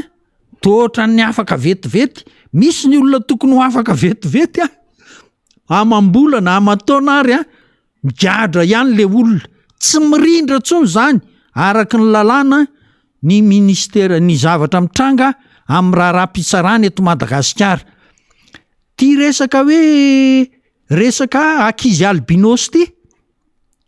raha ny vaovao fantatra de zao hoe teto Madagasikara zany tatoato nisy ankizy albinos efa ho 5 na 12 izay no tsy hita. Zay ny zavatra de tsy hita akory hoe iza ny tena mpendraikitra, iza ny tena misaina sy manao an'izany zavatra zany fa to tsy nisy olona voasazy hoe ty nangalatra ankizy albinos de namono sy nietsetra tsy nisy. Tsisy. Zao izy nitranga tany Kongo tezitra ny olona. De inona le mpitondra fanjakana gaga. Vahoaka malagasy tezitra mpitondra fanjakana gaga. Nefa le olona 12 albinos nalaina hatramin'izay tsy hita zay hoe valiny. Tsy hita zavatra eto amintsika nge de olona eto ny eto Madagasikara zany maty foana ny vahoaka fa ny police nationale nge mbola tsy namoaka hoe zao taux de conclusion na enquête mahakasika ny fahafatesana olona. Tsy de nanao an'izany fa de ohatrany hoe de lasa fotsiny ihany fa be de be ny fahafatesana olona. Tsy misy valiny ny enquête fa de verivery fotsiny ihany tsy haiko de mitoy angamba le izy reny. Le misambotra vehivavy de hoe manipy vehivavy de drogué de sokafana le fanadihadiana de any de tsy hita. Tahakan'ilay hoe nisy nanapoaka le groupe nandekaleka sokafana fanadihadiana misy lela vola asa 50 millions d'ariary sa ohatriny nomena zay mahita avy any de tsy hita. tahaka n'ilay hoe nienjera ny helikoptera nitondra ny seka tany amoron-dranomasiny Fenerive tany Mahambo misokatra ny fanadihadiana mandraky ty ny androany tsy maintsika taontaomota hoe aizany le fanadihadiana misokatra tsika moa tsy hitanisatsyny nanahoana ny farany 73 kilo volamena nanahoana ny 49 kilo nanahoana ny 900 gramma na safira nanahoana ny 30 kilo d'or tao ministera minina nanjavona tao anatin'ny coffre sy ny sisa fa io moa zany de zary voambola nefa nanamboarany radoanina koa moa iny inona moa ty le tonikalo hoe efa misokatra ny fanadihadiana raha tsy matrava manko nitondrany an'izay fa de tena zay tokoa le izy tontomota de ndrasoary raha volony faly de ohatran'izao le zavatra andresahany tontomota iny ohatran'izao le fomba fanomezana baiko raha ohatra misy fananian-dapa zany tam'izany fotoanany zany de mazava tsara mihitsy ny enregistrement tam'izany de ity le fanontaniana mipetraka tany Ikongo rehefa mijery an'le olona taty aoriana voatifitra zany de hoe efa nitsoaka ve le olona le mbola nisy nitifitra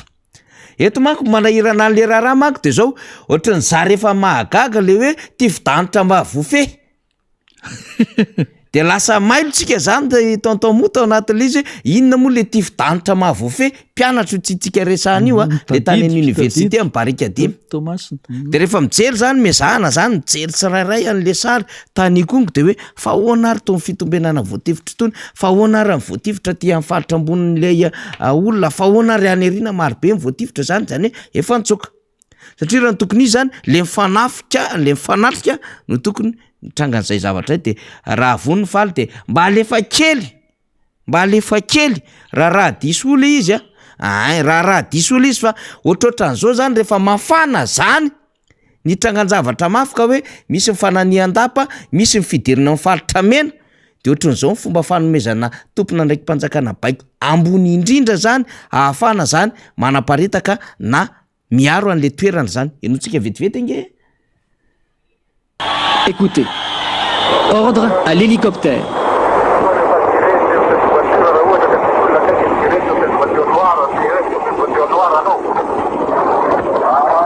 La voiture noire, c'est celle du Premier ministre du contre-gouvernement, Albert Zafi. Il sera blessé légèrement. Ordre aux troupes à terre.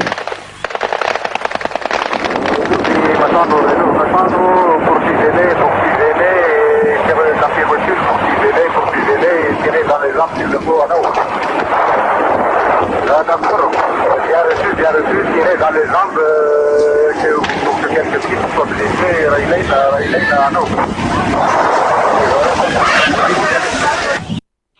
ny ao anatin'iny de misy feo amin'ny président Didier Ratsiraka zany miresaka manome baiko de mazava tsara hoe ny tifirana zany amin'ny tongotra s'il le faut raha ilaina tirer dans les jambes s'il le faut raha ilaina fa mbola aza atao manao dispersion manaparitaka misy be da be zany ny option zany tsika tsy hiditra amin'ny raha tafika fa am'le andraiky mpanjakana tontomota ny mahatonga antsika mameriny zavatra ohatran'ireny hoe amina zavatra mbola tension mafy aza ho tsy hoe tsy mafy ny tany Ikongo fa amina tension mafy be mbola misy option ary enregistré ho vavolombelon'ny tantara s'il le faut raha ilaina bien reçu izy le ray de hiteo mifandraisana fanapaha-kevitra par rapport an'izay satria efa miditra ao anatin'le périmètre na sécurité ary mametraka an'ilay zone rouge zany satria mety misy tao crime natao de zay zavatra zay zany tiatsika fampizarana amin'ny fomba fiatrehana zava-misy eto amin'ny firenena hoe inona ny fepetra iza nanome baiko andreo mpitandro filaminana na hoe izy reo ve naka fanapaha-kevitra ahafahana zany nanao an'iny tifitra volomoka tifitra vararaka tany Ikongo iny tamin'ny alatsinainy miosondra tany Ikongo tontomota de eto manararaotra an'izay de miresaka an'izay rifaniry de miteny amin'ny olona any Ikongo alaivo sary daholo ny olona maty sy ny olona maratra hoe aiza le faritra maratra de manko le enquête parlementaire araka ny fangatahany député Brunel zay mihitsy mba hafantarana an'le izy de aloha alainareo sary de alaina ny certificat médical de tazominareo zany ary azo ampiasaina am'izay mety ilana azy satria le ordonnance an'le enquête tsy fantatro no efa niaingana mbola vao iainga fa de miomana am'izay fotsiny nareo fa ny zavatra mitranga mantsy araka le zavatra nyresantsika teo le hoe teny avoloa tamy diso hoe tiré dans les jambes marina angefa hoe amy miaramila roapolo mety misy anankiray manangatra hoe mitifitra ty amy valahany izy zany mety misy fa ny akabiazany aloha mba any amy tongotra de mba tsy be dehibe ohatr' zao le izy ka zay mba ho an'ny aty aoriana rehetrarehetra tsy hoe mafana fo amin'ny hoe fierovana ny faritra mena de hotifirina any amin'ny lohan'ny olona mba tsy hisy tsony ny zavatra ohatr'izay fa mba dia mandeha araka ny protocole tokony ho izy ary za mino fa zany ange protocole am'ireny fierovana faritra mena reny hoe ny lacrymogène tiran'lere de dans les jambes sy ny etsetra ka de zay no entina am'le resaka momba n'iny ikongo taminareo iny tam'ty androany ty dia faraparany tontomota nisy an'le fitsidiana nataony filoham-pirenena zay tany Frantsa de rehefa tamy Frantsa moa zany filoham-pirenena niona taminga Emmanuel Macron zandry kely Emmanuel Macron fa anisan'ny président manana ny tanjaky indrindra maraparana antsika azy fa efa vonao ravo sy irina zany tsisy adevitra il zepars aloha raha izay important be zany adevitra resantsika zany zany hoe na efa tsy miadevitra am'le izy tsony ve zany le filoham-pirenena fa na ilika aty am'le commission iombonana le izy zany na comité iombonana le izy mikasika indrindra n'le am'le restitution na le cogestion zany faharoa de hoe misy vola zay nampanantenana omeny frantsay Madagasikara le fanampiany frantsay Madagasikara nge eo foany permanent nge iny eo foany iny tsy mietsika iny ary efa hatram'izay ny tena marina ara tokony anatin'le lela vola fanonerana atsika reny fa vadika fanampiana le izy am'lay mbola tsy fahazaka atsika ny tanjaky ny diplomasia sy ara-toe-karena atsika zany de resaka hoe anampy amina resaka énergie ny frantsay sy ny rehetrarehetra ka lozika satria misy orinasa frantsay marobe miasa eto Madagasikara victime amina resaka énergie may manavitra am'ireo compagnie pétrolière reo ara dia amin'ny fanjakana frantsay fatatsika tsara ny resaka tontolon'ny banky ny tontolon'ny communication betsaka am'ireo olon'ireo no teratany frantsay donc zany manana andraikitra anatin'izay fa rehefa mijery zany tsika sy menan'le tena hoe inona marina le davatra nyresahany tao de zao le olana fototra tadiavin'le malagasy tsy retsaika atao anatin'le adevitra tontomota eo am'lay antom-piara-miasa zany zay tena rehefa nenona le izy tsy inona sy ny media frantsay sira kory le fionan'le filoha malagasy sy le filoha frantsay nefa tokony ao anatina contexte tena adevitra le niazaka zany frantsay moa zany de tany Algérie satria efa tsisy mifournira gaz tsony zany ny any Europe amin'ny alalan'le adiny Rosiana io de mitodika aty Algérie de inona nataony manangana commission manadiadiny tantara amin'ny fanjanahantany zay manataona nanjana amin'ny frantsay any Algérie lay frantsay ohatr' zany ny zava-misy de ozytsika tsisy zavatra mandeha parazary fa io moa tsy maintsy ho fatatsika ihany to ho tara hoe inona marina ny tena resaky reo tao fa mbola ao anatin'ny fikaroana zay tsika tontomota ka izao ngery ny fahazahoko azy ry faniry Macron nakany Algérie moa ao koa le resaka hoe hitady gaz liquéfié fa kely le fourniture avy am'le paipany avy any Russie de nikezaka to androany le izy nitapaka zay mihitsy dia nikezaka am'izay izy dia ohatrany tsy de nahazo valy mahafa-po loatra nefa ao anatin'le izy fa ka zao Macron président frantsay miezaka mamany olany frantsay izy aloha fa tsy miezaka mamany olany malagasy zany izy ny olany malagasy zany zavatra epsilon zany eo anatreny zavatra tsy misy zavatra mirindra no ataon'ny fitondrana malagasy tsy misy zavatra mifototra hoe tia ny programa ho ataonay fa de petsopetsona fotsiny eo de zay de manatena hoe omen'ny olona vola etsero enao namen'ny olona vola arange ohatry ny any États-Unis nge manome vola fanampiana ho an'ny kere fa tsy enao no asainy mitantana azy satria tsisy matoky anao tsony le partenaire anao le mpiara-miombona antoko aminao am'le zavatra rehetra eran-tany de enao tsy mahazo mitantana ninina mangataka vola ianao fa de zay le izy de zao mampalahelo ny zavatra mitranga amin'ny firenena malagasy fa mba raisiko kely parenthèse kely ty fa nisy zavatra nivoaka navoaka ny GEM sy ny APB association professionnelle des banques fa le olona manao chèque sans provision ndray ny tohatra mahazo rariny amin'ny tribunal ity tribunal tsika ty am'izao namoandro zareo namoandro zareo fanambarana hoe tena hopotika ny asan'ny banky ty raha zay olona le olona ndray rehefa toriana tohatra ny tsy voasazy zay nge le mitrange nefa izy manao chèque sans provision tena hoe inina zany akitsy rano no anaovany azy fa tsy mahazo azy ary de voatery groupement des entreprises de Madagascar sy ny association professionnelle des banques nanao fanambarana miaraka hoe efa makany amin'ny tsizy-tsomo zao fa ny sehatry ny secteur financier mihitsy no piteny ty fanjakany ty ka inona efa le fanjakana malagasy ray manontolo mihitsy ny tsy misy ka de zay no entiny eto amitsika rehetra ankehitriny amaranana izao fionatsika tamin'ity zao ka dia manao veloma ary de mirary soanareo mahireza mivavaka fa mpandainga rainlainga ozy ny soratra masina hoe de volo sy ny namany rainlainga sy mpandainga engane ka iovy reto olona reto fa zay foana no ataony de mirary soanareo mikasika an'le fanontaniantsika teo hoe mbola isy ve ny afomanga amin'ny zavatra mitranga anikongo de tohatry ny maretsika hoe efa nifafana tao anatin'ny pejiny lay faritra vakina karatra li zany tsy fantatra aloha hoe inona fanapana kevitra ho raisina momba izay zany fa ny rehetra de samy namokony fa iny de zavatra ty fotoana tokony isaonana nefa ifaliana be mihitsy tsy ny lalana tontomota zay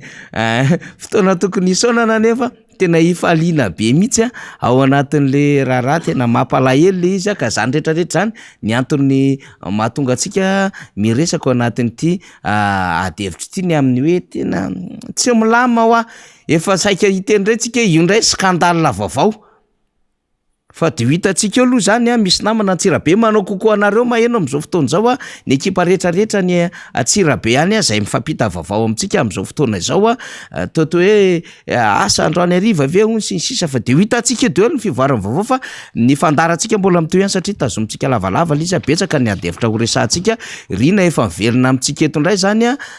de isorana betsaka rina sy mifandavatena miaraka amintsika misy tanora avy any Tsimondrano nareo any Tsimondrano efa ao iravo iaraka amintsika ndray satria betsaka kotsika ny tena le mafinaritra fa le kevitra lay namany iny de tonga ndray izy am'izao fotoana zao ndahoara rina eny ary isorantsika ny mpijery sy ny mpiaino mbola manaraka hatrany ny miara-manonja MBS Radio Mada zany amin'izao fotoana izao aza mbola miala ianao fa mbola mitoy ny fandarantsika dia andraindray zany tsika ny ampisehatra manaraka tsy zany fa Andriamato Ravo izy zay no alalantsika azy efa teto izy ary efa naneo hevitra teto ary mbola ao anatin'ny fahatanorana tsara mihitsy izany Ravo izany matetika mantsy ny tanora rehefa hoe resahana dia hoe misy miteny hoe tanora saina ataony exploiten'ny olona fotsiny mialatsiny zay le fomba fiteny ohatran'ny fangarongaro hoe ararotin'ny olona fotsiny hoe tanora de rehefa hoe manao hetsika ny tanora na hoe mba misy zavatra atao de japina amin'ny lafiny rehetra mihitsy na any amin'ny resaka fanatanjahanteny io na any amin'ny resaka iny io de japina ny tanora mahavita zavatra afa ny tanora ihany keo dia mandinika anisan'izany namana Ravo miarabanao ary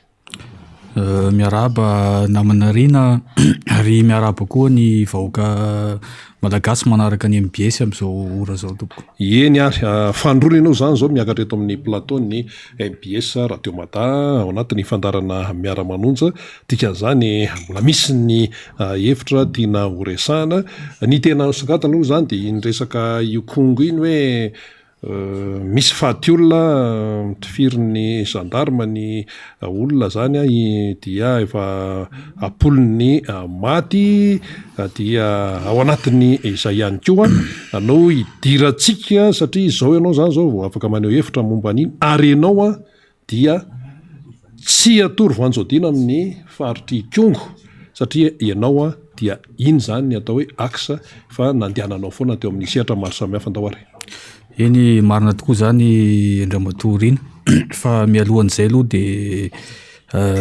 maneho ny miondrika ampanajana ary maneho ny teny fampionona ho an'ny fianakaviany namoy aina nandritry ny trangany iseho tany i Kongo iny. Sarotra moa zany itenina moa zany ilazana indreny hoe carnage ve sa manahirana be le izy fa tena miara miory amin'ny fianakaviana zany fa mafy tokoa zany 3 moa no maty hatreto. Mbola misy ny maro ny tsaboana lefa any amin'ny hôpitaly hoentina amin'ny hélicoptère satria ny lalana tsy tafiditra tsy inaccessible zany de makahery anareo tompoko makahery. Eny ary zay ny momba an'iny fandraisana lavabe moa zany fa ny tena ho resantsika ao anatin'ilay izy amin'iny faritra iny tsy vaovao aminao zany iny toerana iny dia ny resaka lanja raha toe-karena ny antsona hoe FCE izay tena hoe miditra ao anaty fahasahiranana amin'izao fotoana izao. Nefa manana ny lanja lehibe izy iny ao amin'ny tontolo toe-karena ao na fahitanao azy zany momba an'io raharaha io ankehitriny. Misaotranao monsieur Rina. Le izy moa zany za tsy hoe akory hoe mpiasa ny fiarandalam-by FCE fianarantsoa test moa ny ahafantarany maro le izy fa misehatra miasa mandalo amin'iny toerana iny matetika zany tena zany misehatra ary zone d'intervention ko iny de mahafantatra tsara moa za koa lehibe tany amin'iny faritra sud-est iny 12 taona nipetrahako tany mahafantatra tsara hoe inona ny aporo ny mahazava-dehibe an'izany ny lanan'izany FCE lalam-by ny mampitohy ny fianaratsoa sy manakary iny zany. Amin'izao ny FCE de misy grevy ao amin'izao zany zay aloha zany le izy zay zany le source an'le problème satria tsy mandeha zao nandritra ny teo amin'ny 2 volana teo angambany zay 2 volana teo tsy mandeha tsony zany ny lalam-by miala tia fianaratsoa makany amin'ny manakara zany sud-est zany. Izay zany ny olana zany hatreto ny antony zany de ny tsy fahazahoan'ireo mpiasa zany ny employé ny FCE ny karama zany hatreto aloha zany ny henoko hoe 6 volana le izy 10 volana eo ngambany izay le izy zany manahirana be any namanarina satria ny tsy fandehanan'io FCE io de mety créer ary mety efa micréer mihitsy satria le olana manko zao be loatra le olana eto amin'le firenena de le crise zany le fanjakana zany lasa migérer crise amin'izao crise par crise zany gérena zairina tsikelikely zany tsy haiko aloha efa misy le eny tsara izy mba midina ny tany premier ministre zao za zao tena faly mihitsy hoe mba nahita zany premier ministre tany Andriamatotsay Christian niaraka tamin'ny ministre ny défense sy ny ministre ny fitsarana raha tsy diso tany dôla zareo nandeha hélicoptère de mba mahita ary zareo hoe manahoana misy district ohatran'izany ka eto tam'le Kongo amin'ity Kongo resaky Kongo tsika satria mifangaro ao le satria Kongo andalovan'le lalam-by ary i Kongo io tena amin'izao tena mijaly le vahoaka any tena za tena nahita mihitsy satria après le cyclone anankiroa ny sesesy zany Batsiray de rehefa eo amin'aty potika tanteraka le toe-kareny le faritra zany fito vinantsy vadivavy ny resahako zany de mbola tratran'le aratsiny le lalana zany tratran'ity vonina ty koa moa zany de mbola niampy an'ity tsy fandehanany FCE ty zany de vao maika zany mipotika miletika zany kenda tanteraka zany le économie ka ny anombohako anazy Rina mba ahafantaran'ny sasany ny vahoaka malagasy hoe manahoana ny poan'le FCE zany inona no mety fiatraikany ary mety efa miatra le izy amin'izao efa miimpacter le izy efa miaina le olona any amin'izao hoe inona ny antony tonga inona ny tenenako hoe mety créer désastre économique fahampitena ara-économie ara-sosialy ary eo amin'ny lafiny tontolo iainana ny tsy fandehanan'io FCE io izany zavatra zany fatany eo amin'ny ministère de tutelle ministère de transport moako ny olana fatany zareo tsara zany misy technicien no mahafantatra hoe inona ny impact ny tsy fandehanan'ity FCE ty zay zavatra zay zany ka ho azavaiko eto raha tantara ny FCE nanomboka tany amin'ny taona 1970 tany tany fony mbola tany période coloniale zany mbola tam'izany ny gouverneur Auganieur ny zay général gouverneur général Auganieur frantsay zany tany izy io efa nisy problème be satria ny administration coloniale tam'izany de ny sedra olana satria après ny la grande guerre ny première guerre zany sahirana ny métropole moa fiantsonana azy tamin'izany sahirana ny frantsay zany hoe ahoana ny anarenana ny toe-karentsika potiky ny ady lehibe zany de teo zany taty amin'ny kolonia zany anisan'izany Madagasikara nametraka paikady daholo zany administration coloniale de tanisan'izany io hoe ahoana ny amoahana ny vokatra any amin'iny tapany atsimo atsinanany nosy iny zany farak'izay aingana amoindra koa zany izay nanaovana an'io FCE io zany mba ahafahana mitatitra an'le vokatra ny produit de rente surtout ny vanille ny café ny jirofo amoahana an'io zany makany amin'ny grande ville zany mba ahafahana manao exportation an'le vokatra zany rehefa avy eo stratégique be zany le FCE ary mandrakity ny androany le izy mbola stratégique foana ny FCE misy 13 gara eo zany manomboka ianao aty Fianaratsoa mandrapatonga any Manakara zany eo amin'ny gara 13 eo mandalo izy commune lehibe izay reo commune reo mamokatra daholo ary misy vahoaka tena ataoko hoe 7 isanjaton'ireo vahoaka reo namanarina de mivelona amin'ny fandehanan'io lalam-by io izay zany ny zavatra mahagaga anao hoe misy vahoaka zany ataoko hoe fahamanetsiny zany amin'izao mijaly misy any Manapatra anao Tolongoina misy any Mahabako Fenomby de anatiny io kongo io anatiny io satria artère zany lalam-by io zany io no mitatitra ny PPN avy any Fianaratsoa ny produit de première nécessité zany raha vitaen'ireo commune ngezabe reo commune ngezabe reo raha vitaen'ireo commune reo en matière PPN mitondra ny marary rehetrarehetra ny évacuation sanitaire zany raha misy vehivavy saropiterana na misy fandidina tokony ho atao de io machine io no ampiasaina zany mitatitra an'ireo marary reo makany amin'ny hôpital be Manakara na makaty amin'ny hôpital be Tambobe aty Fianaratsoa io machine io zany tena ataoko hoe avokafoka mihitsy zany ary motera mampiodina ny économie any amin'iny faritra iny io koa zany ny veloman'ny akamaroan'ny tantsahany amin'ireny faritra reny any amin'ireny commune any akebakeba-tany any zany satria tsy misy lalana any amin'izao namanarina misy mifampiantso amin'ny namana any hoe ahoana ny situation anareo any satria tena misehatra any any amiantso ahoana ny any Fenomby any mitatitra entana taterina ny entana mandeha tongotra de bataina amin'ny kilao tondra 50 kilao 80 kilao taterina moentina ny PPN ny sira menaka amin'ny vary zay zany fijalony en plus an'izay mbola tsisy jiro any ireo toeran'ireo zany izy tsy électrifié reo zany hoe le olona miaina any zany malagasy mitovy amintsika reo amin'izao fotoana zao zany mba imaginenareo tsika etsy atsimon-drano hoe tapaka ny rano fa ireo olona any zany amin'izao tsisy jiro tsisy rano sady mbola tapahanao koa zany ny zavatra ny asa fivelomana le asa fitaterana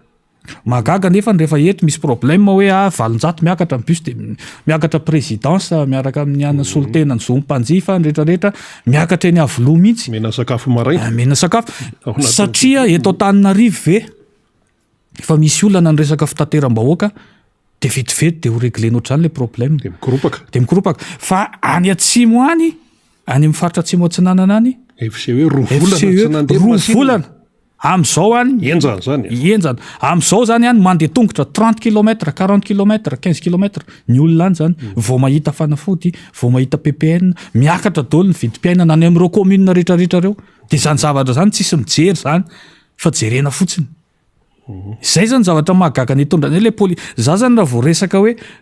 any amin'ny resaka hoe tontolo ambanivohitra io zany tena io zany tena mampalailo namana zany mijaly za hitako loatra satria amin'ny herinandro zao de efa hitana any amin'ny resaka ny atsimo atsinanana andreo mahita ny fijalian'le olona any zany akoatra ny tsy fisian'ny jiro ny rano fisotro madio ny lalana ratsy de le zavatra le asa fivelomany amin'ny taonina isan'andro namanarina ny akondro vokatra miakatra any ny akondro fotsiny zay isan'andro oetiny lalam-by iny reo akondro reo zany amin'izao de mistoky any fotsiny zany amin'ny lalana iny manapatrana zany fanaovana chargement akondro amin'izany amin'ny taonina isan'andro io lalam-by io zany io ny fotom-piveloman'ny olona any de ny olana zany zao mijanona 2 volana inona zany zao ny iveloman'le olona any amin'izao économie potika raha izay social-mbahoaka zany zao tsisy mijery any amin'ireo commune reo raha izay social-mbahoaka faharoa ny resaka tourisme ny any amin'ny aty Fianaratsoa ny any Manakara amin'izao iny lalam-by iny any miantso vahiny na ny tourisme local io na ny tourisme international zany vahiny ny hôtely any am'izao rehetrarehetra mikakaiky haute saison zao a haute saison am'zao tsy mandeha ny machine de lasa le touriste zany a na izy Tananarivo zany tonga de mandeha izy Tuiliara tonga de nosy be zany hoe fahitako an'le izy zany ve zany fanontaniana ny anazy zany hoe tena ompitehana économiquement ve zany le any amin'ny zone sud-est iny zay zany mahagaga satria raha ny lôzika zany a tokony any zany no misy fanampiana bebe kokoa satria cyclone roa mahery vaika be niditra tany nanomboka an'iny janvier février mars potika tanteraka iny faritra Fitovinantsy Vatovavy iny potika tanteraka iny de en plus n'izay tsy jerevanao ny hoe ahoana ny lalam-by tsy jerevanao ahoana ny anampianan'ireo olon'ireo ny FCE fotsiny alefana de zay aloha farafaratsana fa mbola tsisy firarahina le izy zay zany tena mampalahelo ao anatin'le izy ka zany rehetrarehetra zany de mazava be hoe tsy faiza mitantana tsy fahalalana de eo ihany koa ny amin'ny hoe tsy fahafantarana ny tena lahara-pahamehana zao zany zao hoe olona manetsiny no mihitsoka amin'ny fiainany olona manetsiny no tsy tafavoaka amin'ny ara-toekarena de metraika any amin'ny ara-tsosialy zany de hoe raha misy marary maika zany de zany hoe tsy ho faty eny an-dalana sinsisy de ahoana zany ny otoy an'io raha io zany raha ny fahitany ravo azy 6 volana tsy nandray karama le mpiasa ahoana koa moa zany no esany ao anatin'izay izy olombelona toy ny olombelona rehetra le machine nefa tsy mandeha de tapina ny domy atao amin'ny fiarina ny asa mpiarina amin'ny andalovany iny lalam-by iny de raha mitotoy zany inona no hitranga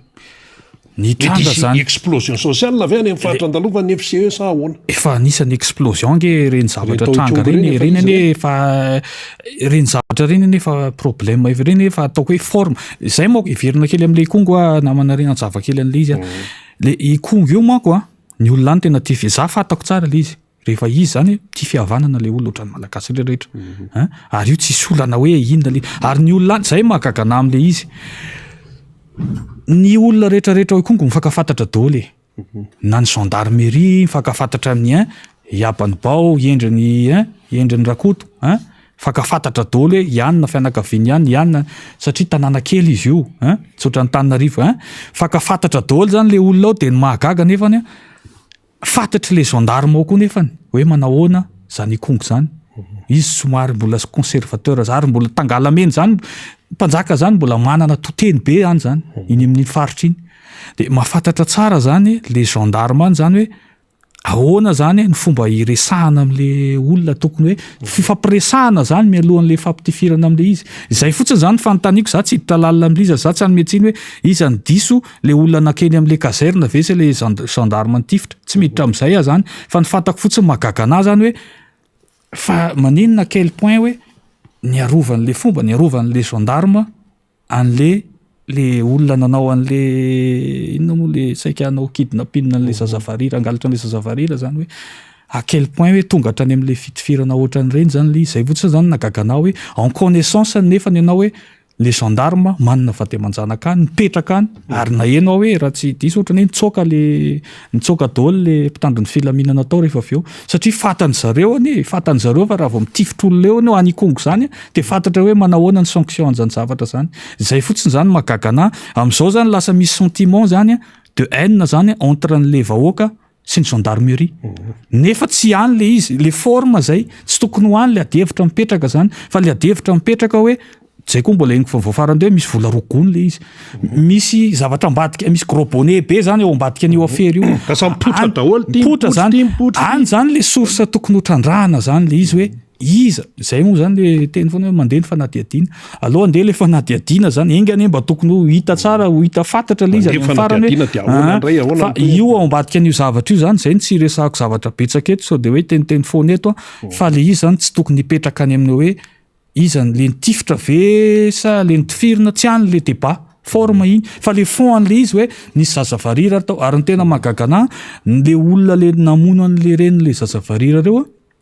mahafantatra tsara ary tokony mahafantatra soit izy vahiny mahafantatra tsara hoe ianao raha vao manaonao acte ohatran'izany amin'ny faritra iny de mahafantatra tsara ny sanction azo anazy fa matoa le olona zany any amin'izany kongo zany ianao sa mandrasarasa ka tratra ny fokon'olona fatany fokon'olona ianao de makany am'zao matoa ianao sahany zany na ianao manana piaro be aonao na ianao efa manana confiant be zany ianao confiant be anao hoe tsy ho azo ny tony mihitsy zay apetraka eo ny ana fa iny moa lava be iverina ny am'le ato am'le FCE am'izay le FCE am'izay io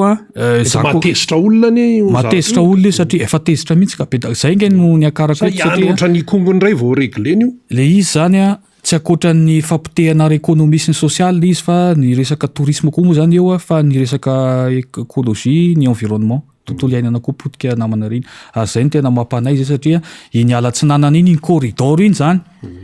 zany sisa zao ny ataoko hoe mba tena hoe ala ataoko hoe forêt primaire zany ananatsika ohatra eto Madagasikara mbola misy an'izany hoe forêt primaire zany io FCE rehefa nanao étude zany ny CNRE io FCE io zany ny fandehanana io zany ny contribuer zany amin'ny sauvegarder le biodiversité le tandavan'alina zany ny fandehanan'ny UFC satria raha ohatra ka tsy mandeha UFC io izay moa le hoe izany zavatra zany hoe tsy fantany zareo ministère ny transport hoe tokony reglena nety zavatra ity fa misy impact be da be négatif any amin'ny resaka environnement sy rehetrarehetra raha vao tsy mandeha UFC io zany de reo olona pisehatra rehetrarehetra reo tatsaha paysan ny mpamboly sy rehetrarehetra ny collecteur reo olona any amin'ireo commune ngeza be reo zany zay anao défrichement massif am'izay izy zany satria iaina izy zany ao anatin'le hoe agriculture de subsistance amboly vary izy de ny ala manodidina anazy am'izay iny am'izay no aripany nefa reo olo reo miaina ao anatin'iny tandavan'ala iny zany zavatra zany zay ne mahagagana hoe ahoana raha ny anaovana an'le politika eto amin'ity firenena ty zany somary mahavariny hoe mba misy conseiller ihany ao mba tsy haiko hoe mahay ihany le olona ao de zany zavatra zany hoe tsy tokony hoany resaka problème na karama ve ina 200 mahery eo ane ny olany karama ny karamany ao ny 200 mahery nisan'ny mpiasa ao amin'ny FCE inona tsy hamana an'izany olana zany manambola fanjakana ane manambola enao mavita izay koa anisany ozy ianao hoe tsy mahay tantana firenena izy koa fahitako an'le izy za tsy de hoe mahay politika be hoe tahaka n'inona namana riny fa misy tsy fahaizana politika ihany ao anatin'le izy ianao zany manao politika iny faritra iny teneniko teo iny anisany nampandany iny nampandany ny fitondrana am'izao iny tamin'ny fotoana any tamin'ny 2018 nazahoany vatibetsaka iny de mahagaga iny faritra iny sady tsy amboarinao le lalana any sady izy efa oran'le cyclone roa tsisy hoe ahoana le fanampiana zao le artère principale mamelona le poumon économique mamelona le faritra amin'iny axe atsimo atsinanana iny tapahanao de tsy rarahinao le izy zay zavatra zay zany mahagagana lasa ndray ianao lasa lokolokonao de mizara kit orange zany vakina karatra ianao inona ny ataonao ny vakina izany vakina karatra zany politiquement machine tsy mandeha za zany raha hoe raha resaka kajikajy politika mba manome conseil an'zareo ihany zany na de hitako hoe mizatra tsy mety le izy conseiller-ko hoe na olokonao hatramin'ny ombivavy berinona ny vakina karatra ara tsy azo vatao ianao satria any fefiny adversaire politique an'izao any tsy possible zany any ianao no mandany vola 30 imagine eo fotsiny namana rina raha ohatra ka 10 000 ariary ny vola lanina mikity anankiray 30 000 kity no zaraina zany de ataoviny kady zany hoe firy miliara zany lanina resaka kity za tsy miteny hoe za katolika za tsy miteny hoe tsy ilaina iny fa priorité ve zany pa ordre de priorité ve zany tena hoe ilaina ve no manomezana kity an'izany resaka any amin'ny GMC zany par rapport am'le problème rehetrarehetra le machine ary misy olona maty ary tsy mandray karama ny impact économique ny fampitehan'ny économie sy ny tontolo iainana de ordre de priorité zany mila tsy azoko zany ahoana ny fomba igerena an'le izy any amin'le zavatra tsy tokony ho reglena zany any amin'le zavatra tsy tokony andefana vola andanina vola no andanina an'le vola zay zany mahagagana maninona raha tonga de manana miliara jerevana le FCE misy antony nge matony administration coloniale tam zany misy antony matony namaky an'iny ary olana be tam'izany ara-tantara io zavatra io saika tsy nanaiky mihitsy ny administration coloniale fa ny compagnie marseillaise frantsay tam'izany fantatsika tsara compagnie marseillaise sy ny lyonnaise zay dédié amin'ny resaka exportation na produit de rente nanao pression tany amin'ny métropole de voatery ny gouverneur tam'izany tsy maintsy nanatanteraka an'le projet nanamboatra ny lalamby mandritry ny 10 taona nanomboka tamin'ny 9 ka tamin'ny 9 ny ilainy io zavatra io ary hatramin'izao le lalamby mbola ilainy iny faritra iny poumon économique io de maninona le izy ny tsy rarahina ohatr'izao eny ary Zany ny zava-misy resaka FCE zay hoe tsy fandanany FCE mitarika fampiteam-piainan'olona mitarika fampitehana atoekarena amarana azy ary tsika satria efa mandeha ny fotoana namana ravo inarany tianao mafisina manoloana an'izay ary tiako amafisina zany a ny trangany zavatra ohatran'ny tany kongo reny zany reny zany tokony ho atonga saina ny mpitondra fanjakana zany reny zavatra reny io zavatra io nge efa misy vindicte matoa misy zany le vindicte populaire ohatran'ireny tsy voandroany nisy vindicte populaire fa matoa reny misy zany tokony ho tonga saina zany ny mpitondra fanjakana fa mipetraka zany ny tsy fampitokisana zany entre an'le mpitondra sy ny oentina ntsony misy antony zay zavatra zay izay zavatra zay zany tokony jerena akaiky izay zavatra zay eny mampatonga an'le miverina any amin'le resaka hoe tokony misy eto zany fijerena aloha ny sosialim-bahoaka jereo aloha ny sosialim-bahoaka io fa io mbola ho mafy za manahy mihitsy namanarina fa ny explosion sociale hitranga hiditra manko zao ny mpianatra alao eo ho hitantsika eo fa ny explosion sociale hitranga mbola ho mafy tsy maniry an'izany fa raha tsy misy fandraisana andraikitra ny fitondram-panjakana zany dia ny explosion sociale mbola ho mafy no tamin'ny hetsika 2001 2009 mbola ho mafy zany amin'ny hetsika satria efa mijaly loatra le vahoaka zany ny eto Antananarivo ary nitatsika fotsiny na io resaka io taxi moto sy resaka taxi ville io iny problème io ane le débat ny tsy any amin'ny hoe taxi tsy mety tsy tokony ihany le izy fa matoa reo olona reo manao an'le taxi moto dia satria izy tsy misy asa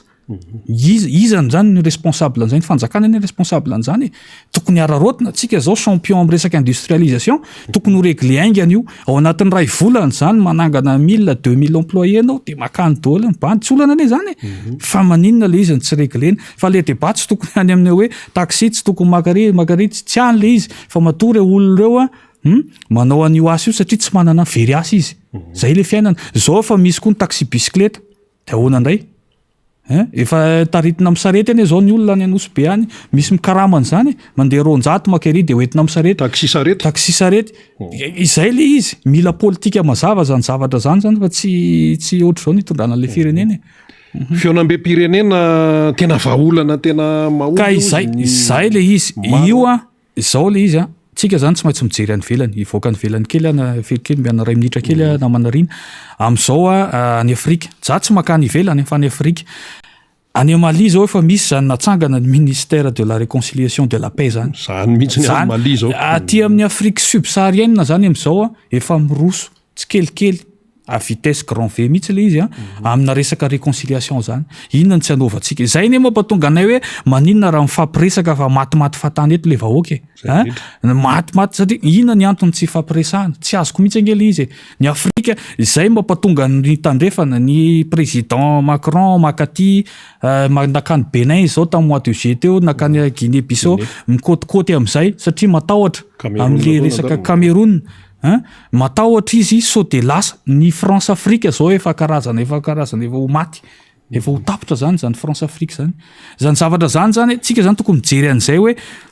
efa misy rivotra mitsoka fahafa zany dia tokony mba manaraka an'izay tsika hoe ny Afrika zao efa mifo izy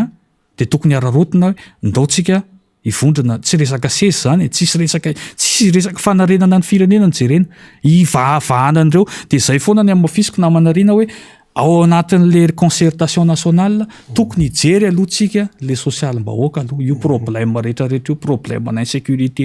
io resaka any fanadinana nisy vao tamin'ny mois de vao tapabolana zay fanadina faty olona tany trotrokany afarafanganana izy dia nisy an'ity kongo ty koa be da be ny insécurité zany akoatra ny tany akazombe sosialim-bahoaka jerena ahoana ny lovan'io any anaty concertation zany resaka fampianarana zao dia makahiry an'ireo zandry ery votovorona dia migrevy ndray manday potika ny éducation nationale ny enseignement supérieur potika daholo jerena daholo zany naty concertation zany ahoana ny anaovana nyity firenena ity fa raha tsy zany tsika hoa dia mbola ho mafimafy kokoa no nahazo atsika ho avy eo noho tamin'ny crise tamin'ny fampitehana tamin'ny crise lalovantsika teo aloha zany makasitraka sy makatelona namanarina tamin'ny fandraisana ary misaotra anareo vahoaka ny eno nanjoy ny